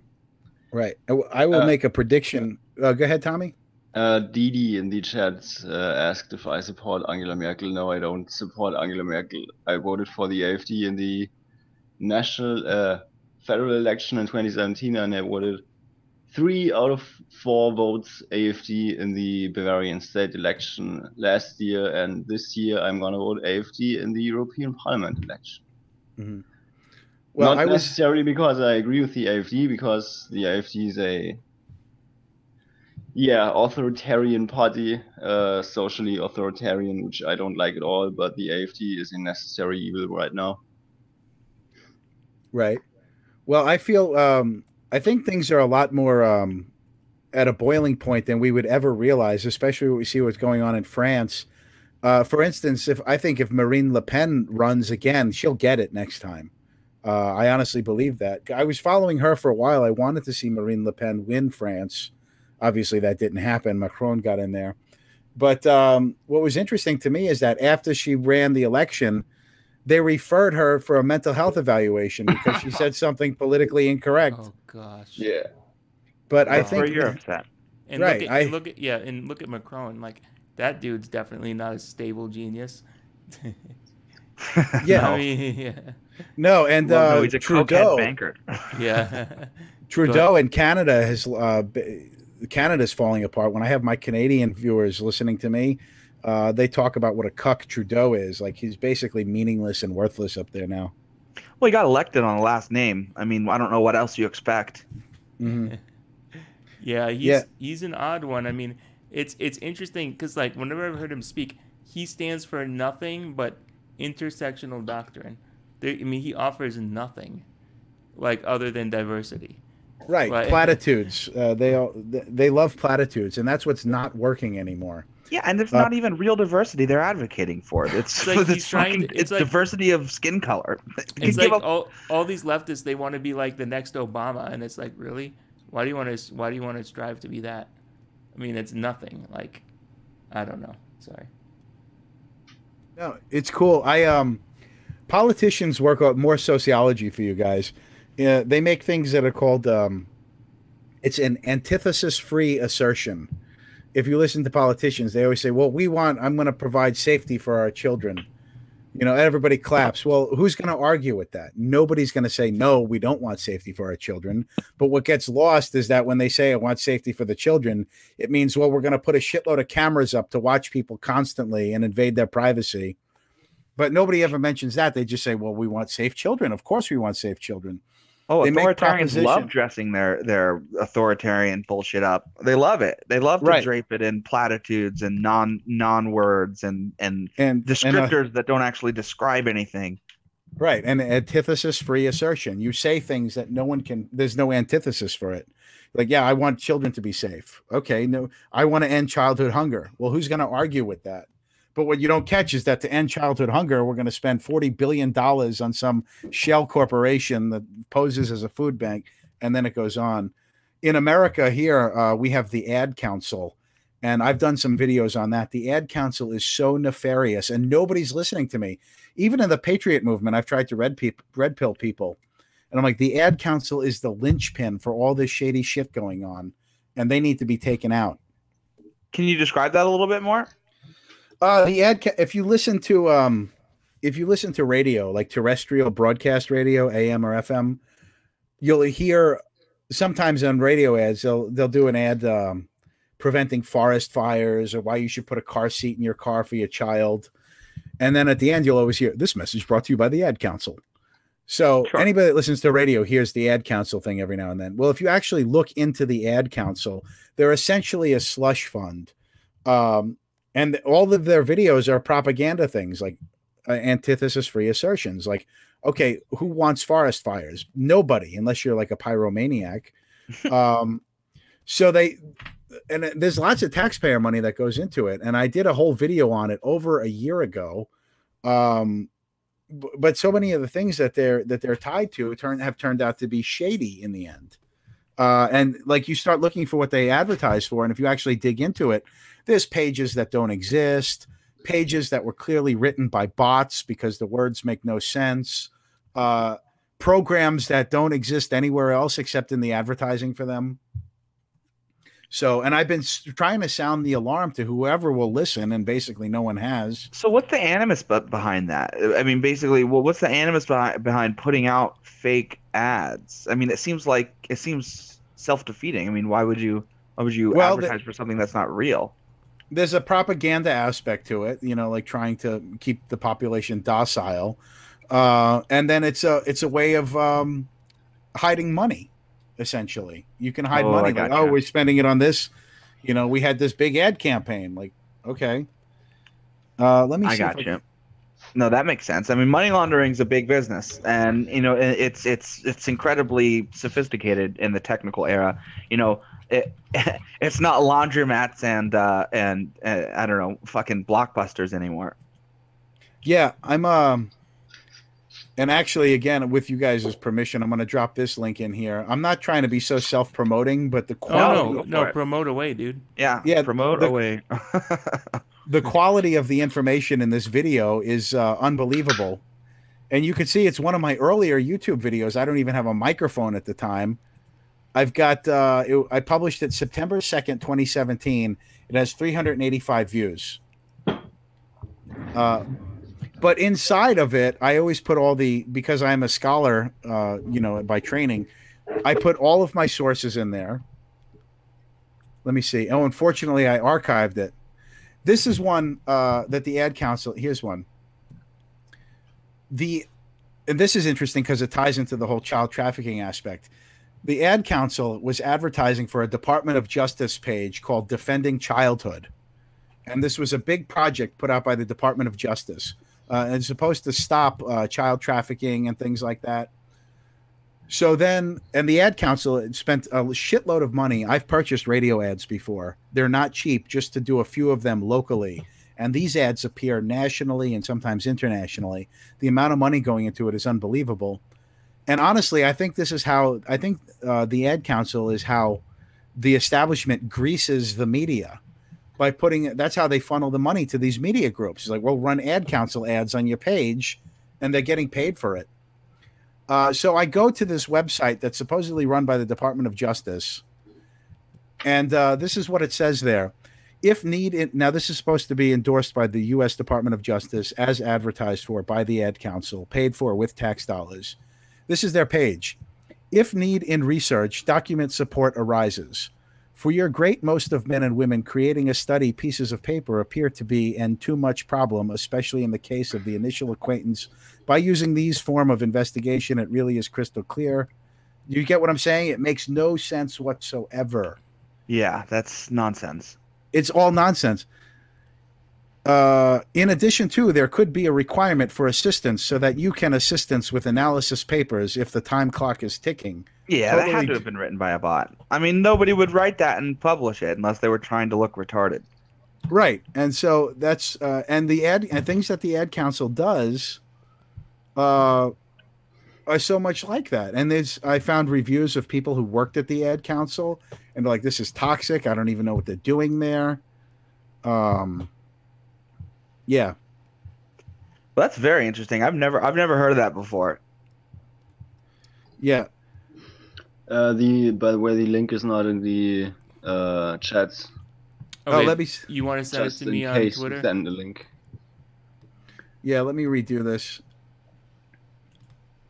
Yeah, it only has 300. Actually, I'm glad that you brought this up. I'm going to have to revisit this and maybe repost it on my YouTube page. Yeah. Oh, God, I'm looking. I look so young here, and it was only a year ago. YouTube has aged me horribly. Now, you mentioned earlier the Federal Reserve was kind of like an entry point for you into this whole thing. And I resonate with that because my very first YouTube video, the very first thing I got in front of a camera and said was "End the Fed," because anybody who, I mean, you don't really want to rehash it too hard because this is kind of basic stuff, but we have a Treasury Department.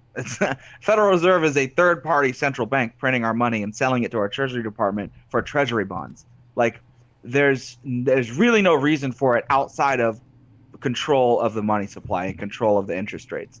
Right, it's an unnecessary middleman, essentially. Totally, and it adds the amount of debt that it adds tagged onto our currency is exponential because if it runs the way it's supposed to run with the with the Treasury Department actually controlling the currency, none of that happens. But on top of that, there is a second layer to the banking cartel's scam, and it's fractional reserve banking.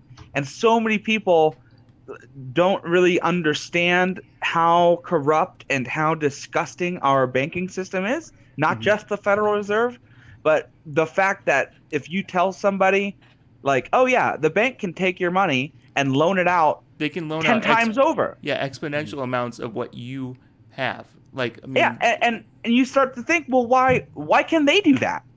Why can't I do that? Well, why can't I just loan my money out 10 times over?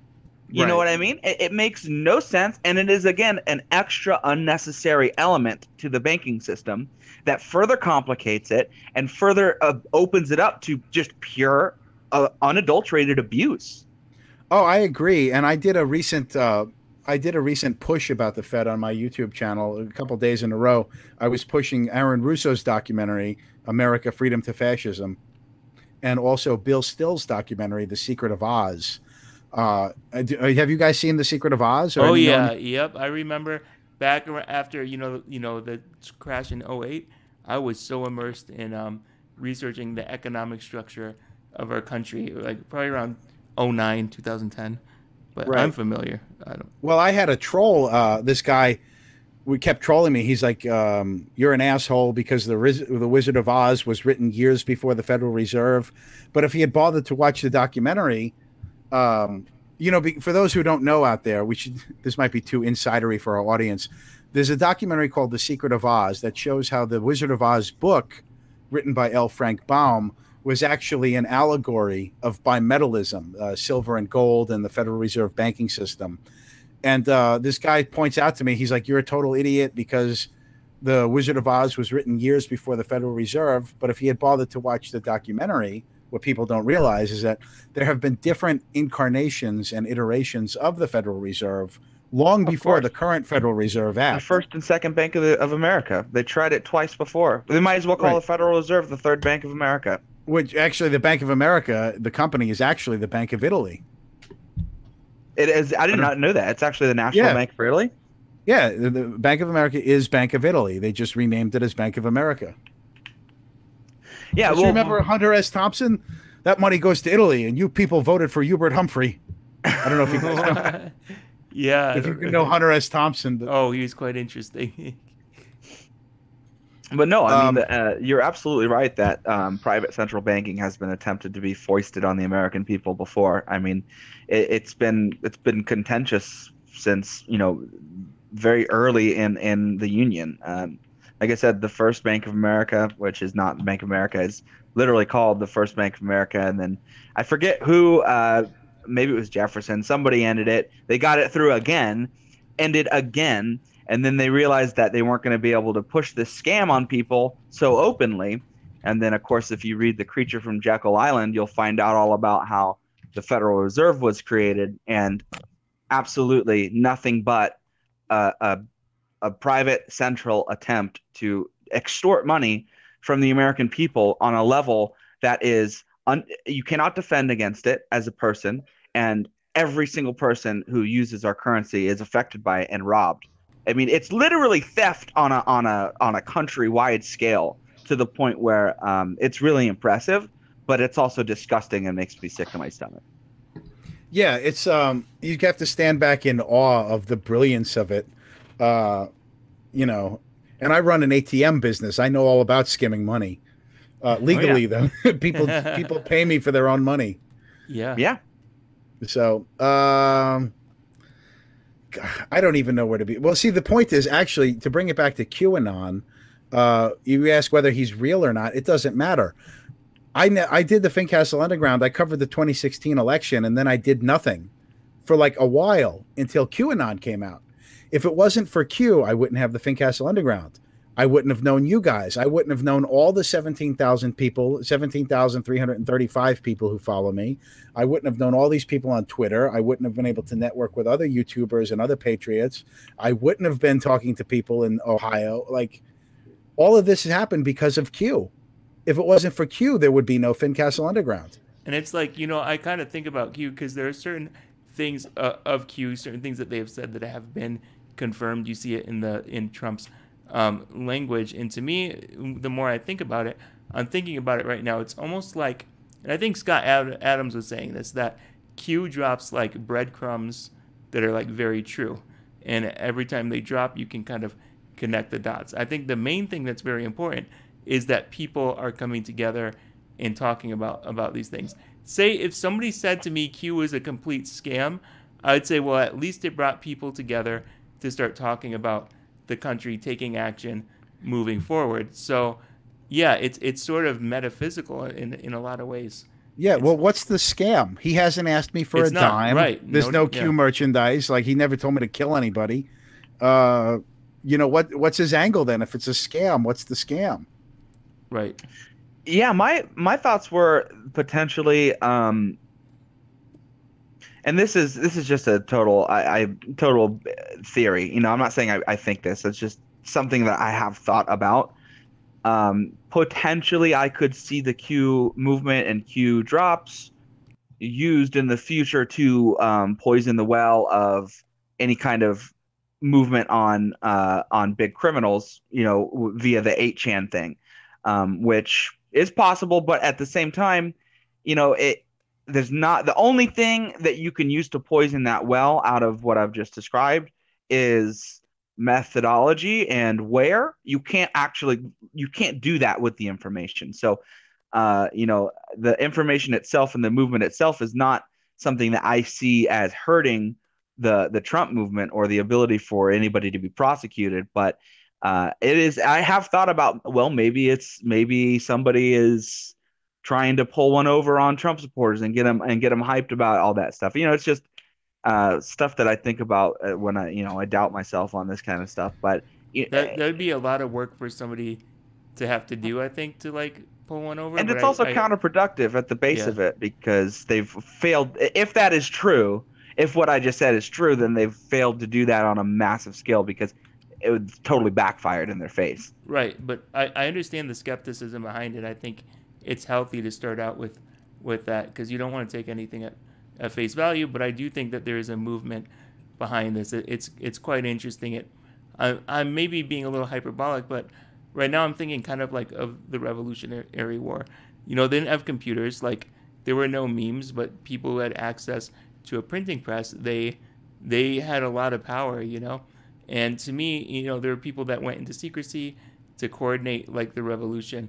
So I think maybe, you know, when Trump was talking about releasing information to people, this could be a top-down thing to the citizens, where Trump's like, all right, I'm just going to open this shit up, and you guys, you grab the information, you do something with it. And that's the thing that I like about Trump and his movement, is he's allowing the people to participate.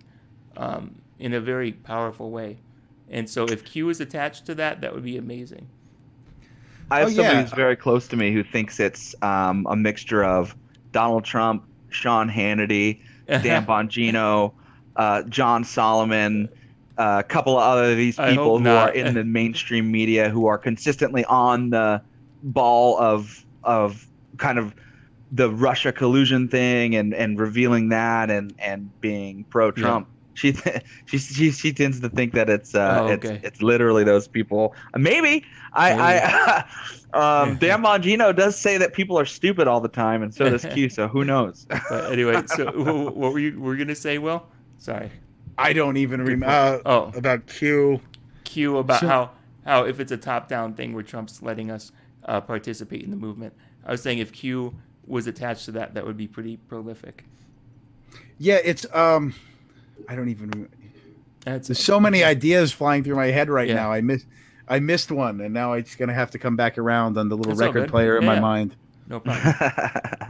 What kind of music is that? Is that record playing? It's elevator music, of course. But yeah. I mean, it sounds, and this is on a global scale. This is not just America. Like there are always revolutions going on, and I do believe that there is a revolution, and a lot of the things that have shaped the way it's been this time around is all of this free access to information. Tommy said this before. He said on one of our episodes, he thought that if the globalist elites, the far left elites, if they could go back in time, they would have not let us have access to the internet. Absolutely. I remembered what I was going to say because you want to hear about serendipity or coincidence or sure.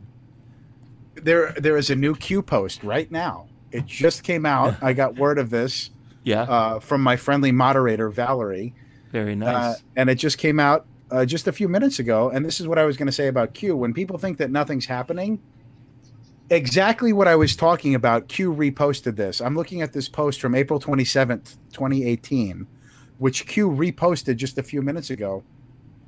He says, focus on FBI for now. Jim Rubicki, Chief of Staff and Senior Counselor, fired. James Baker, fired. Andrew McCabe, fired. Comey, fired.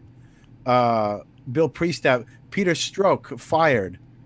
Updated. Lisa Page, fired. All of these things are happening, even though people are expecting something grandiose to happen, like V for Vendetta style, where people are marching in the streets and liberty is back and fuck the deep state. No, the same thing we were talking about, the bureaucracy, the people that pull the levers of power that actually control our lives, they're not big name people. You've probably never even heard of these people before.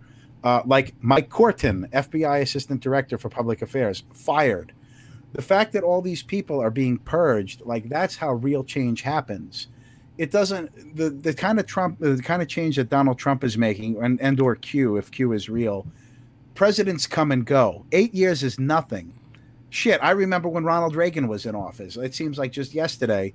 It's nothing. The type of change that we need is systemic, and it's going to come from firing Deputy A.G. Rosenstein, Bruce Orr, fired. Mary McCord, acting head of DOJ National Securities Division, fired. All of these people have been in government for years, probably longer than I've even been alive. And the fact that these people are being purged, that's where the real change is coming. But there's not a lot of fanfare about it. It's really boring. You have to read government documents. So it seems like nothing's happening. Americans, for as much as I love us, Americans need big, flashy things. They need somebody to tell them it's news before it's actually news. It's got to look official. Right. Even when I go through, if I go through the news reports for the day, there's shit that's absolutely huge news. They're able to edit your genetic code, while you're alive. They can change your genes now. That's absolutely fucking huge. Nobody's talking about it because it hasn't been hammered into the American psyche that it's important. But the point is that all of these people that are being, Sally Yates, Deputy Attorney General and Acting Attorney General, fired. All these people being removed, that's where the real change is happening. Well, and then coupled with in the private market too. I mean, it's definitely the CEOs that have stepped down. The list is long. So the Google guy. This all goes back to Donald Trump's executive order of December 21st, 2017, where he authorized the Treasury Department to seize the assets of groups or individuals involved in serious human rights abuses. And then the next day, the list of resignations was like, you could have had it on a roll of toilet paper. There were so many resignations. Yeah, so I do appreciate that, and to me, it's heartening, because, you know, even this is why I like H.A. Goodman. He is totally anti-Q. I'm not. You know, I really like to think that it's real. Again, you know, I'm on the fence about it, but I'm not on his side of the fence, which is it's not real. I'm on the fence. So but he goes on and on and on every day about how Clinton's going to get indicted, about how, you know, James Baker is under investigation. You know, the head FBI investigator who suggested to Comey that Hillary be prosecuted. There are so many things, and it's partly validates Q. There are so many things going on separate from the Q movement that are in very positive directions for America, for the rollback of tyranny, for you know, for actually stopping some of the horrible abuse of children that has been going on with the high level pedophiles and the systems that they put in place to feed their sick lifestyle. Oh yeah, and that's demonstrably true. You can use a mathematical proof. Anytime you go into a Walmart, if you do, some people don't, the walls and walls of missing children. There aren't enough pedophiles with creepy vans to harvest that many children. It has to be industrial, it has to be organized, and it has to be well funded. Indulge me a second here, guys. This is the latest Q drop here. Yeah, I think this makes a really good example. I'm not going to read it all, but 3 paragraphs here. Q says this, and this came out at 5 o'clock tonight.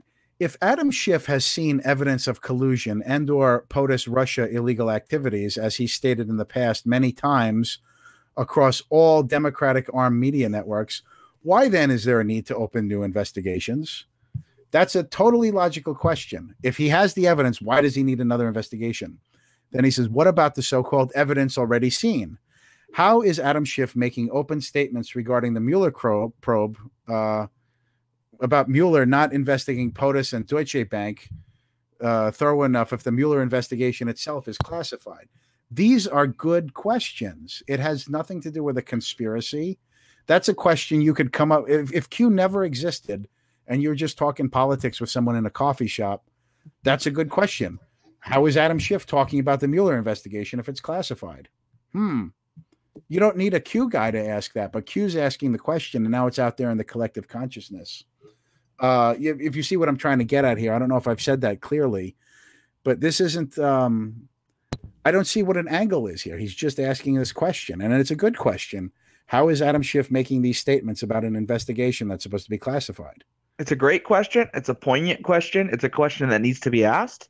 And again, I'll restate it because I don't want my criticism or skepticism of Q to be misconstrued. The skepticism comes literally purely on the outlet. I cannot point to a single Q post that I look at and say, well, that's demonstrably false. Now, all the trust session stuff, which the critics will bring up endlessly, the fact of the matter is a lot of the Q posts are ambiguous to the point where they're nice because they point you in a direction, but like Tommy said, they're inverifiable. That's both a pro and a con, because you can't look at it and say, well, it's definitely true. You also can't look at it and say it's definitely false, fake information to lead people astray. So 100% my criticism and concerns are surrounding the decision behind 8chan being the outlet and have absolutely nothing to do with the content. Right. Well, see, the thing is, like when I worked for the VA, for instance, I was working there in 2007, which is, God, a while ago now. Feels like yesterday. Yeah, I remember when I was in school and they told us, they were telling us about all this new technology that's coming out in the far off year of 1999. Shit, that was 20 years ago now. Anyway, yeah, we used to get these Ranger Rick magazines, which were probably propaganda then too. It's like, yeah, by the far off year of 1999, you'll have your teleporter watch and shit. But when I was working at the VA in 2007, we had veterans claims that were still being adjudicated from the Vietnam era. That's how slowly government works. So if there are these ongoing investigations, it's going to be slow, but it's going to be thorough. So, and we wouldn't know. In order to do this, you'd have to dig through like so many government documents that aren't even publicly available. I just wanted to note, sorry to interrupt, but I wanted to read somebody's comment in here that I really liked. Okay, so John says Q was Trump's way of inspiring a whole bunch of citizen journalists to give us news and community to get through the dark hours. I think that's a good point. I mean, you really think about it. You look at investigative journalists. This guy's kind of on the fence, but one that comes to mind is Tim Pool. There's so many other ones out there that popped up using the internet, and I think that is a good point about, because Trump talks about fake news all the time, and it'd be interesting to think about, yeah, maybe it's a nod to get people motivated and get out there and do their own investigating, and maybe, you know, inform people about it. Oh yeah, that's what I was saying. There'd be no Fincastle Underground in its current form if it wasn't for Q. Because I think, if I recall, didn't you say you just, when you did it, you're just like, the first time you made a video or did a stream, you're just like, all right, we'll just, you did it for the hell of it at first, correct? Yeah, I was just I was posing as a newscaster. Like, it was totally satire. I mean, not entirely satire, but I was wearing a suit and tie. And well, I'm sorry, dude. I'm sorry. I'm not trying to be rude, but I remember the first time when I followed you, I looked at your channel like months ago, and I saw you in a suit, and I'm like, what's this? This dude's wearing a suit. He's taking himself too seriously. And then when I watched some other videos, I was like, oh, I kind of picked up on it. So that's funny. It's interesting. Yeah. I mean, sometimes I still, like, if I'm interviewing like a guest or something, or if I have something going on in my regular life that requires a suit and I don't have time to change. No problem. Yeah, I understand that.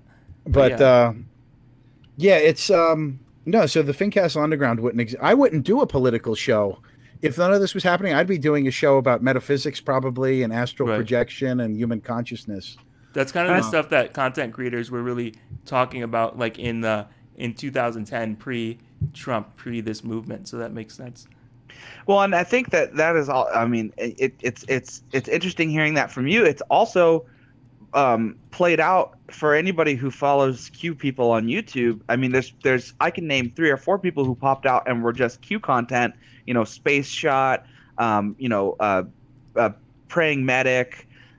Just Informed Talk. Like, all these people are exclusively Q channels who have now become general content channels because there are big gaps in Q sometimes, and they can't make daily Q posts anymore.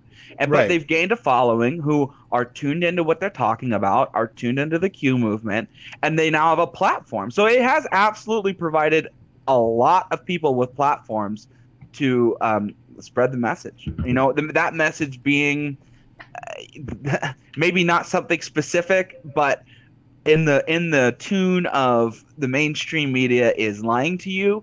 There is no such thing as journalism anymore unless you're getting it from an independent source. There's no agency out there doing real journalism. It's almost all propaganda to a fault, which is pretty crazy. You know what I mean? There, even the people who I would look at in the mainstream media, maybe 2 or 3 people, and say, yeah, I look at them and listen to them and trust what they're saying. It's an opinion show. It's not a journalist show. They're not even pretending to be journalists. They're putting on an opinion show. And I do that. Actually, one of the things that's happened, and I hope you guys experience this, once you start getting a much larger audience, and I think you're on your way to that. You know, people ask me shit.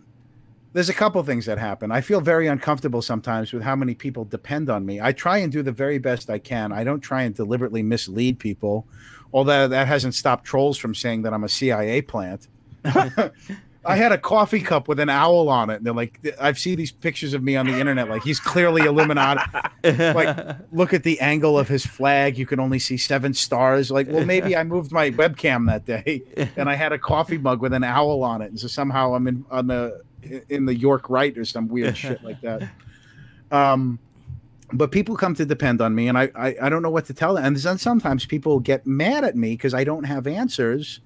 They're like, is George, during the Bush funeral, they're like, is George Bush really in that casket? And I'm like, Well, how the fuck am I supposed to know that? Go down there and take his pulse. Dang it, Right. Will. Dude, I was mean the day when Bush Sr. died. I got on Facebook. I was like, I'd say that I felt bad about him dying, but I'd be lying. Oh yeah, I did I that. don't feel bad about warmongers No, dying. no, Sorry. I don't. But he was so elegant and so proper. Oh, what a He guy. was a cocaine pimp. That whole week made me sick to my stomach, and then the whole McCain week made me sick to my stomach too. Absolutely, dude. Well, we got Ruth Bader Ginsburg coming next. Oh I my saw- god! I saw- there yeah, were you're not flags. wrong about that. There were still half-mast flags, like probably about 2-3 weeks ago. Still, I saw. Like after that, it's ridiculous.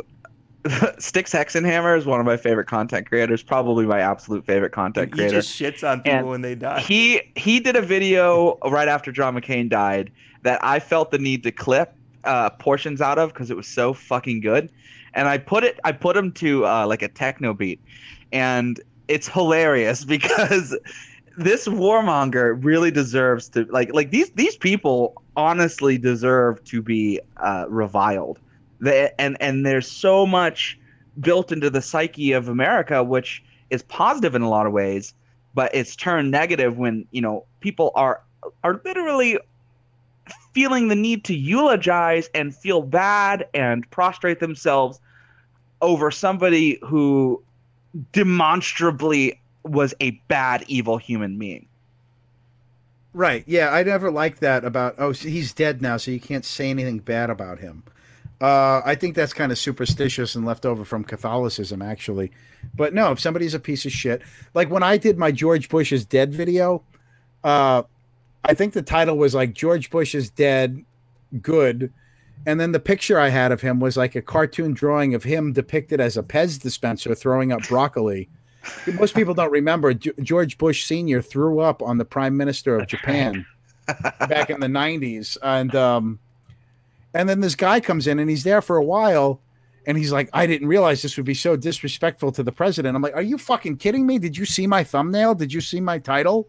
Like, did you really think that you were going to come in here and I wouldn't be talking mad shit?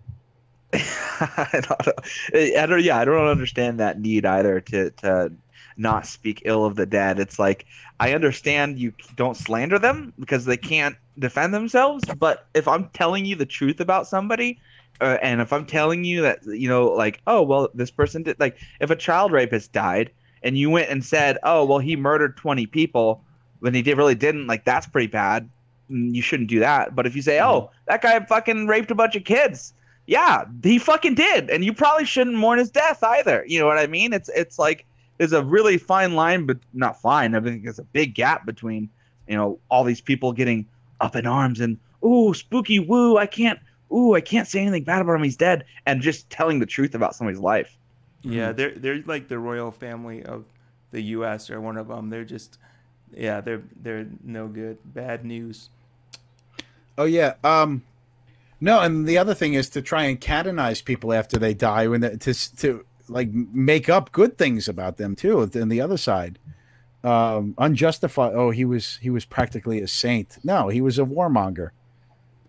Yeah, just a cut and dry warmonger. I mean, there's really, it's definitely a negative aspect of American patriotism to canonize people who don't deserve it. Now, I kind of feel like I might be falling prey to that because I feel like I really revere some people in America's past who I might, if I knew them in real life and in the context of, modern day morality and, kind of Western judgment, maybe that wouldn't be the case. You know what I mean? And maybe that's because of the very same thing we're criticizing right now with, the two latest warmongers to eat the fucking bullet. But it's something that becomes like I like that the concept of the social fact or the social pressure. Sometimes, especially when something's positive, it doesn't necessarily have to matter where it's coming from. And now it does matter ultimately because you want to make sure you're getting good things. But as far as good information, and you want to make sure you're making decisions based on good information. But as far as outcome and effect, sometimes it just doesn't matter. Right. Sorry, my mic was muted. No, you're good. I was like, I've done that before. I've been telling, I have these brilliant ideas. I'm like, I realize nobody heard me. So, before I forget though, there is going to be a surprise Donald Trump rally tonight at 9 p.m. Actually, I For don't know real? if it was a surprise to. I guess it's a surprise to you, but it might not be Really? a surprise to our listeners. When was this announced? Maybe 8 o'clock. Let's see. I don't know. Well, I'll be getting drunk and watching that. That's for sure. Oh, I would love to watch it. I would stream it myself. I may still do that if I can, but I have another meeting at 9 o'clock with another YouTuber actually. So after we get done with this, I've got to go. Actually, this is totally off the topic, but I think you guys will be interested anyway. I follow a YouTuber called the ET Whisperer. Okay. He's a trance medium, and he goes through self-hypnosis. He goes into a deep trance, and he's able to contact two different alien beings. One of them is named Aradif, and the other one is named Trebor Yitni. Yeah. And it's a totally, and from what I know about consciousness and my experiences at the Monroe Institute, I believe this entirely. So you guys can ridicule me all you want, but I will not ridicule you. I always listen You'll with not an hear open me mind. ridicule you for that. I mean, I might not believe it, but I certainly do not. I won't denigrate you for believing it. Right. Right. Yeah. So I'm going to be meeting with him. His YouTube channel is the ET Whisperer, and there are people out there that might ridicule. Oh, you're talking to space aliens and shit now. But the thing is, the quality of the information is so exceptional. If he is because people say he's a fraud, he's not really talking to space aliens. From what I know about consciousness, I don't believe that whatsoever. I believe he truly is connecting with another aspect of consciousness, whether it's a space alien or not. This information is coming from somewhere that's not him.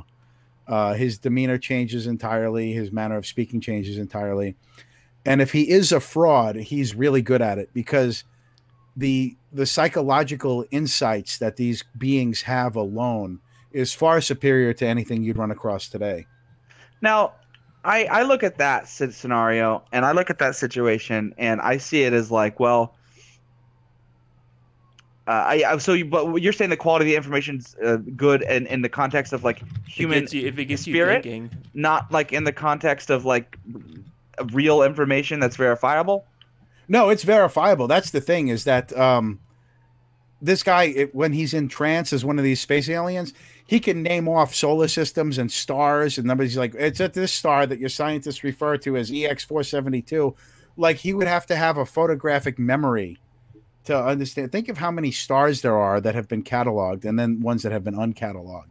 That he's like, oh yeah, it's in this star system, and he describes.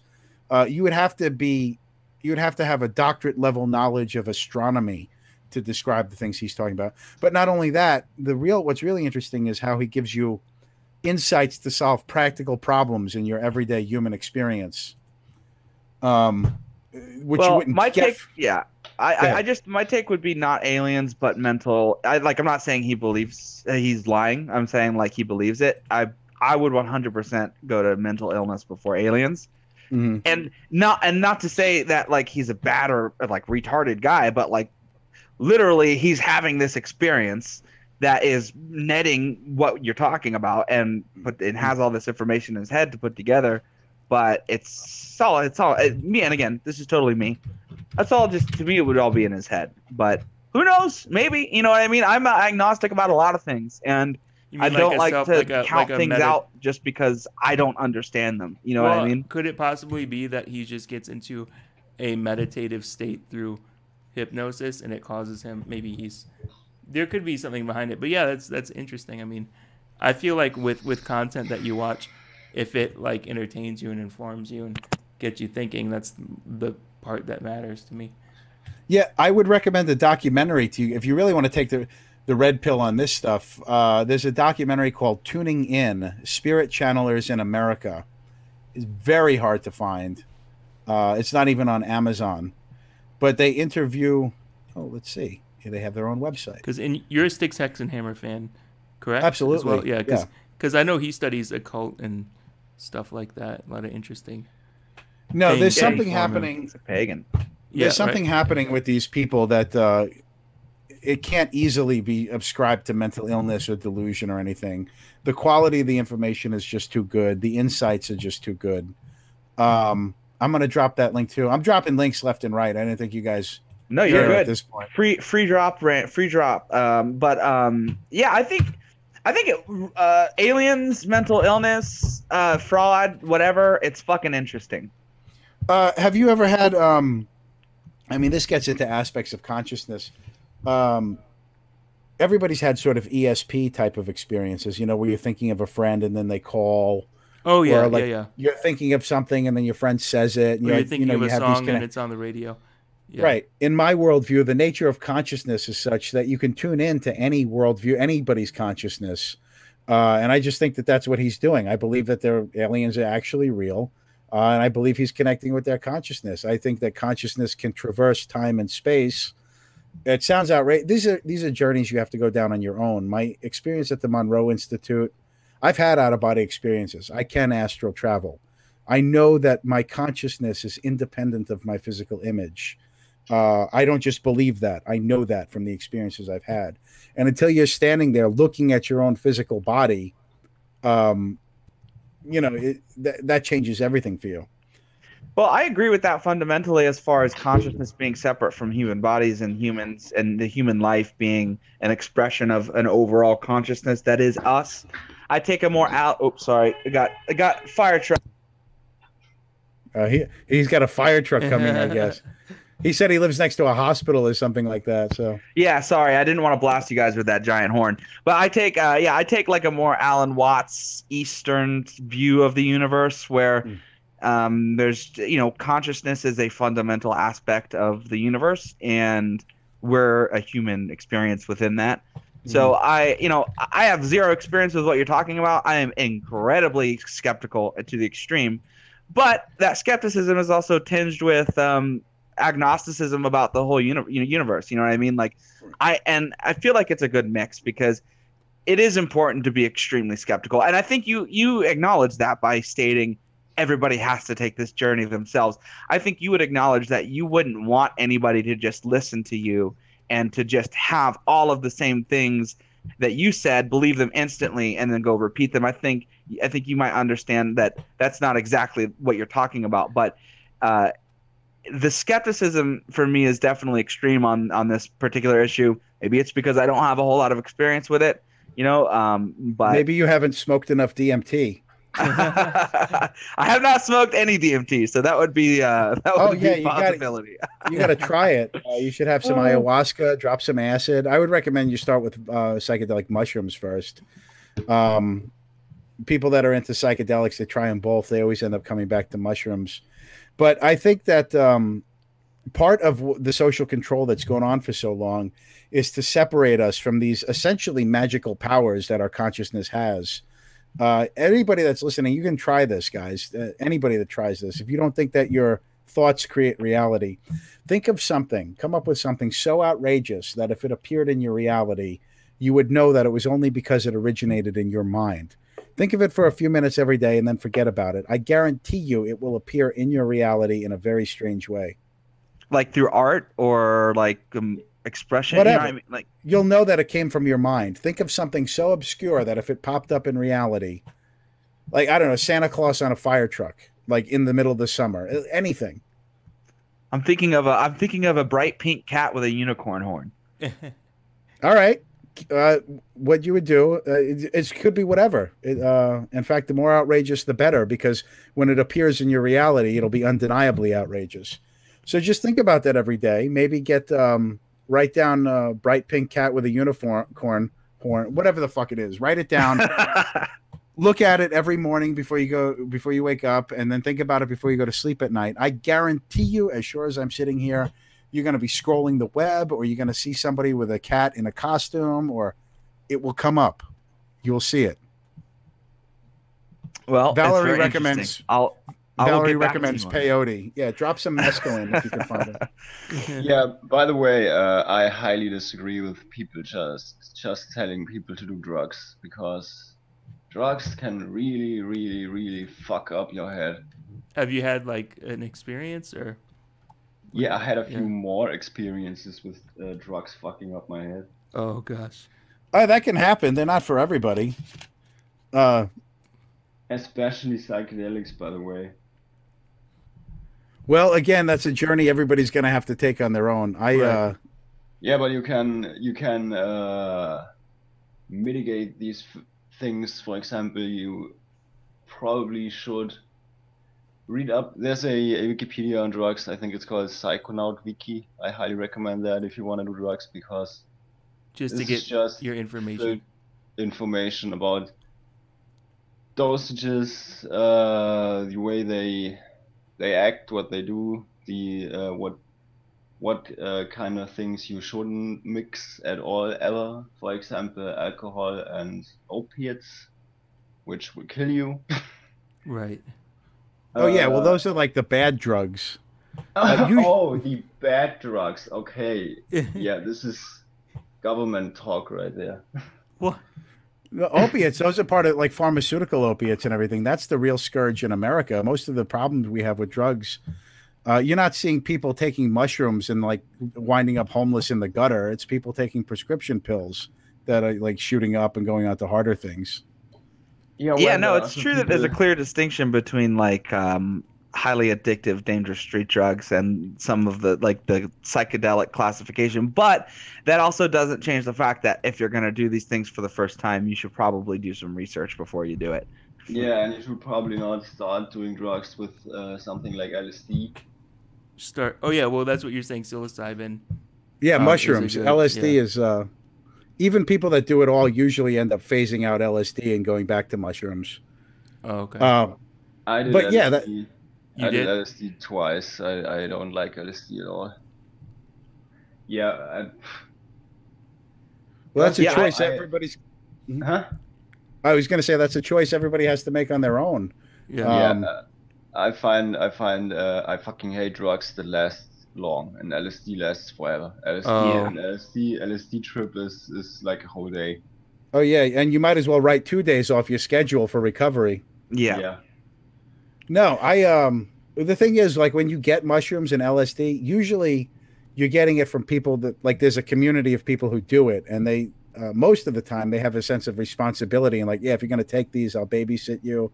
Usually you don't just go up behind the dumpster and like there's an acid dealer like Yeah, that's another thing. Set and setting, and if you do psychedelics or something like that, you should probably have a trip sitter. Yeah. I Yeah, had but a sitter. bad, Yeah. I had a bad trip yesterday. Oh, really? Yeah, I did 130 milligrams of ephedrine, and I watched Overlord, the Nazi zombie movie, which is probably the best movie I've seen in 4 years or so. That movie is fucking awesome, and it was really bad watching this on a trip. The body horror stuff in this movie is as far as effects go. I don't remember having seen effects like that ever. usually when I do psychedelics, I'm either at a music festival or outside in the forest. I'm not going to sit down. I'm a movie guy. I watch movies. Oh, okay. Yeah, your environment has a lot to do with it. The people that you're around. Like I always hear about people smuggling acid into prison, and I'm like, that sounds horrible. Fuck Who the that. fuck? Yeah. Right. Like, why is this a problem? Who's going to eat acid in a prison cell? Right. Somebody who really wants to lose their fucking mind. Yeah, that would. Yeah. Yeah, depends on what kind of prison. I imagine it's just really, really Well, boring. if you're in Sweden or Norway, Right. it'd if be a you're in good like the time. Netherlands, you'd be Yeah, it'd fine. be a They good let you time. out. They probably give you acid there. When I was in college, I experimented with psychedelics pretty regularly. I did LSD a number of times. I had a couple of good experiences with it, but overall, I felt that it was a harsh experience as far as the transition and the extremeness of the high and what was happening. I felt that it was, I don't know, I enjoyed it at the time, and I'm not upset that I did it. And the last couple of times I did it was really, really bad, and I just swore it off. But before I ever tried LSD, I tried mushrooms, and I really enjoy psychedelic mushrooms. I ate those in my college years, and I eat them about once a year now, just fun time on a Sunday, because there's something about the psychedelic experience which no matter how you experience it, brings you to a level of understanding who you are beyond this person, this experience you're having. And that's an important thing for people to get in their lives. And I also don't think that it has to exclusively come from psychedelics. I mean, there's people who are going to live a life that brings them to this knowledge and understanding without ever touching a substance in their entire life, because of their personal experiences, because of who they meet, because of their religion, whatever it is.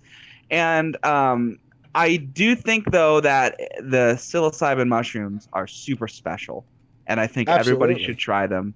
Not everybody. If you don't like them, if you're nervous about them, if you think you're going to, don't do it. You know what I mean? Disorder. If you have any reservations, don't do it. That's the or whole if you're old. Oh, that's the thing. They talk about unplugging old people from the Matrix. Like, if you're older and you've never done psychedelics, like, wait till your next lifetime. Yeah. I'd like to bring up Amrev 2.0 in our chat room. Tommy, Amrev is in Germany also. He's one of my regular viewers. I don't know if you guys want to hit it off or whatever.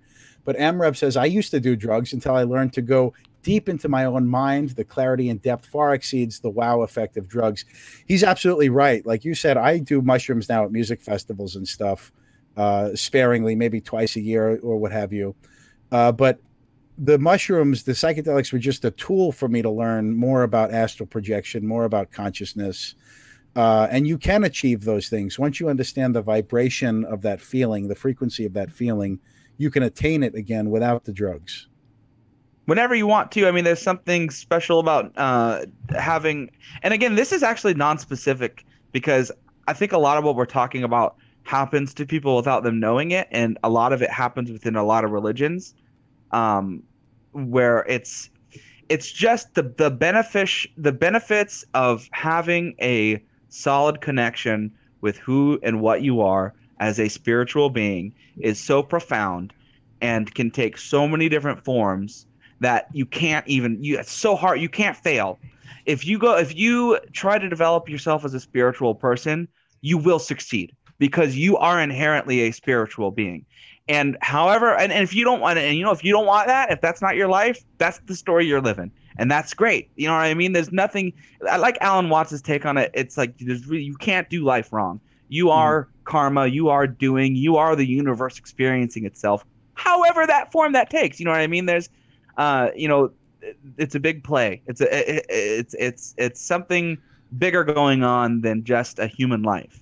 Right. And some people don't believe that, and that's okay. And that's their life. And who knows? Maybe they're right, because in my view of it, like that view doesn't necessarily have to be false. I mean, if I were to die as Sean or Boone Doggle or whoever I am right now, and never live again as Boone Doggle ever again, well, that experience still happened, and the thing that allowed it to happen still exists. The consciousness that brought us here, that gets a little bit spiritual, and I know that's hard for a lot of people, because we live in a very secular world, and that can be something that touches a place that's been in our society and our culture that's been castigated off as silly and stupid and outside of reason. But it's true. We are spirits. I mean, at the heart of it, whatever you want to call that, you know what I mean? However you want to contextualize that. There's something there. I mean, I think about life sometimes, just like the meaning of it, just what it is, how insignificant we are. Sometimes it's a trip. Like there's something there. I don't know how to place it, but there's something significant. It's strange. It feels like there's something significant about existing, and there's something so insignificant at the same time. That's wild to me. I don't know if any of you have felt that. Maybe that's just something in my mind. But no, oftentimes those paradox instances, those experiences where two seemingly opposing things come together to reveal a greater truth. You are insignificant, and you are significant. You will exist now as you and never again. But also, it's so commonplace you can exist as anyone. Anywhere, for me, anytime. Right. For me, as a like with the ET Whisperer, he has these space aliens he talks to. When people think about reincarnation, they always assume they're going to come back as a human being. Did it ever occur to you that you could incarnate as an extraterrestrial? Yeah, or how about an amoeba? Or that, yes. that's for the leading Democrats. Yeah, Hillary Clinton, Debbie Wasserman Schultz, and Tom Perez are all coming back as single cell organisms. Well, see, this great awakening thing to me, and this ties into drugs and politics, which often go hand in hand. This great awakening thing to me is more than just taking back our liberty. It's about understanding who we really are, the power that individual human beings actually have. I think the great awakening definitely has a spiritual component. I think the reason these drugs are illegal, the psychedelic drugs, is because it puts us in touch with, you're going to give somebody mushrooms. You're not going to kill anybody on mushrooms. You become so harmonious. You start to understand your place in the entire universe. I really think that's why they keep, I think it was Timothy Leary or Terence McKenna. I can't which one. I think it was Terence McKenna said that there was something about the establishment was so scared of psychedelics because it puts them out of their control. It puts us out of their control once you have that experience. And it doesn't have to be drugs. I honestly think that if we were more natural, if human beings were more connected to the earth, as opposed to our artificial society now, that these psychedelic experiences would be more naturally occurring. People would have out-of-body experiences more naturally and so forth. Because I'm convinced that the dream world is an actual place. In the dream world, if you practice lucid dreaming at all, and I know some of you do, my regular viewers, the dream world, you can talk to people who are other dreamers, and I've done this with people that are alive today. We communicate in the dream world, and then when we wake up together, we had the same exact experience. You could talk to people who have since died, and to me, this is good enough for me. I don't have to prove it to anybody. It makes my life a lot more rich. I'll tell you that much.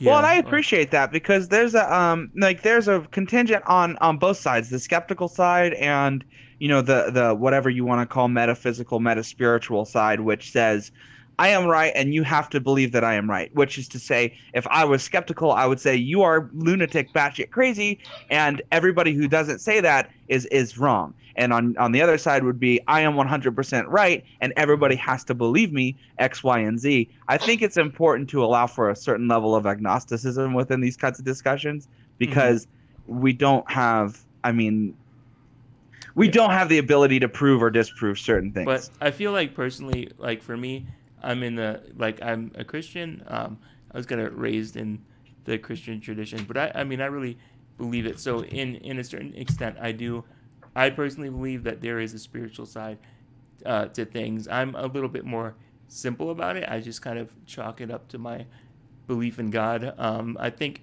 so some of it is belief. I don't have anything really concrete that I could present to anybody, but to me, it fits with me when you look at, we didn't happen by chance. I really don't believe that.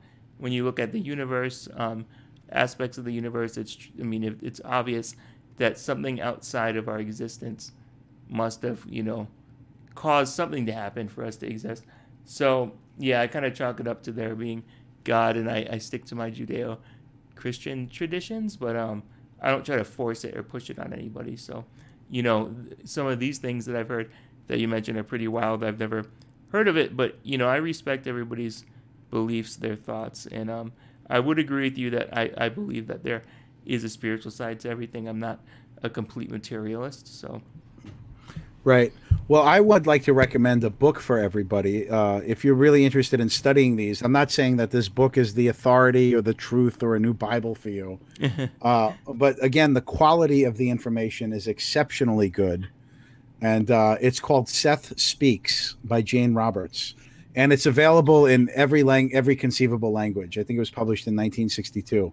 It's called Seth Speaks, The Eternal Validity of the Soul. And I would recommend it. Out. Oh, yeah.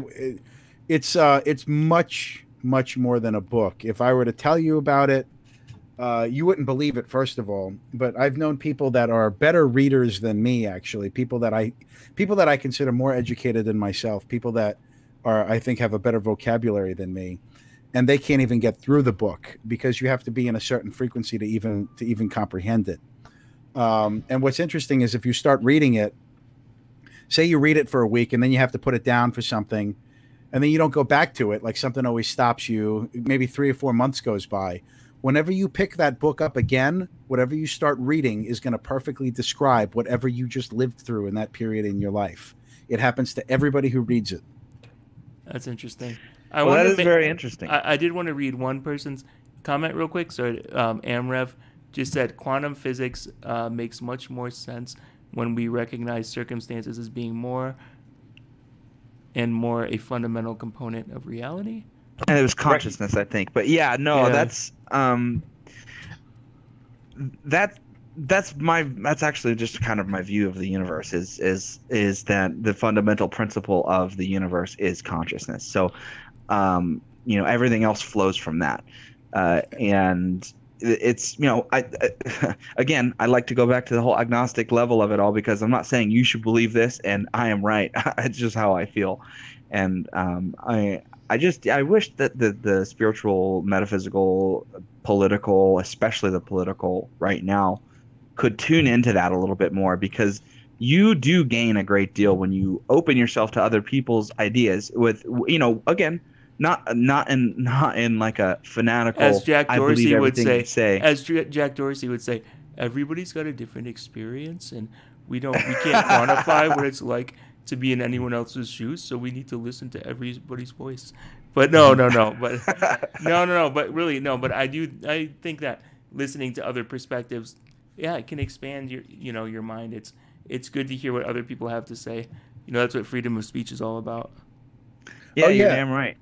No, and what's interesting, though, actually, the reason all this is coming to it, and I like that we're back into a place in America where we can sit here. Obviously, we don't all agree on the same things.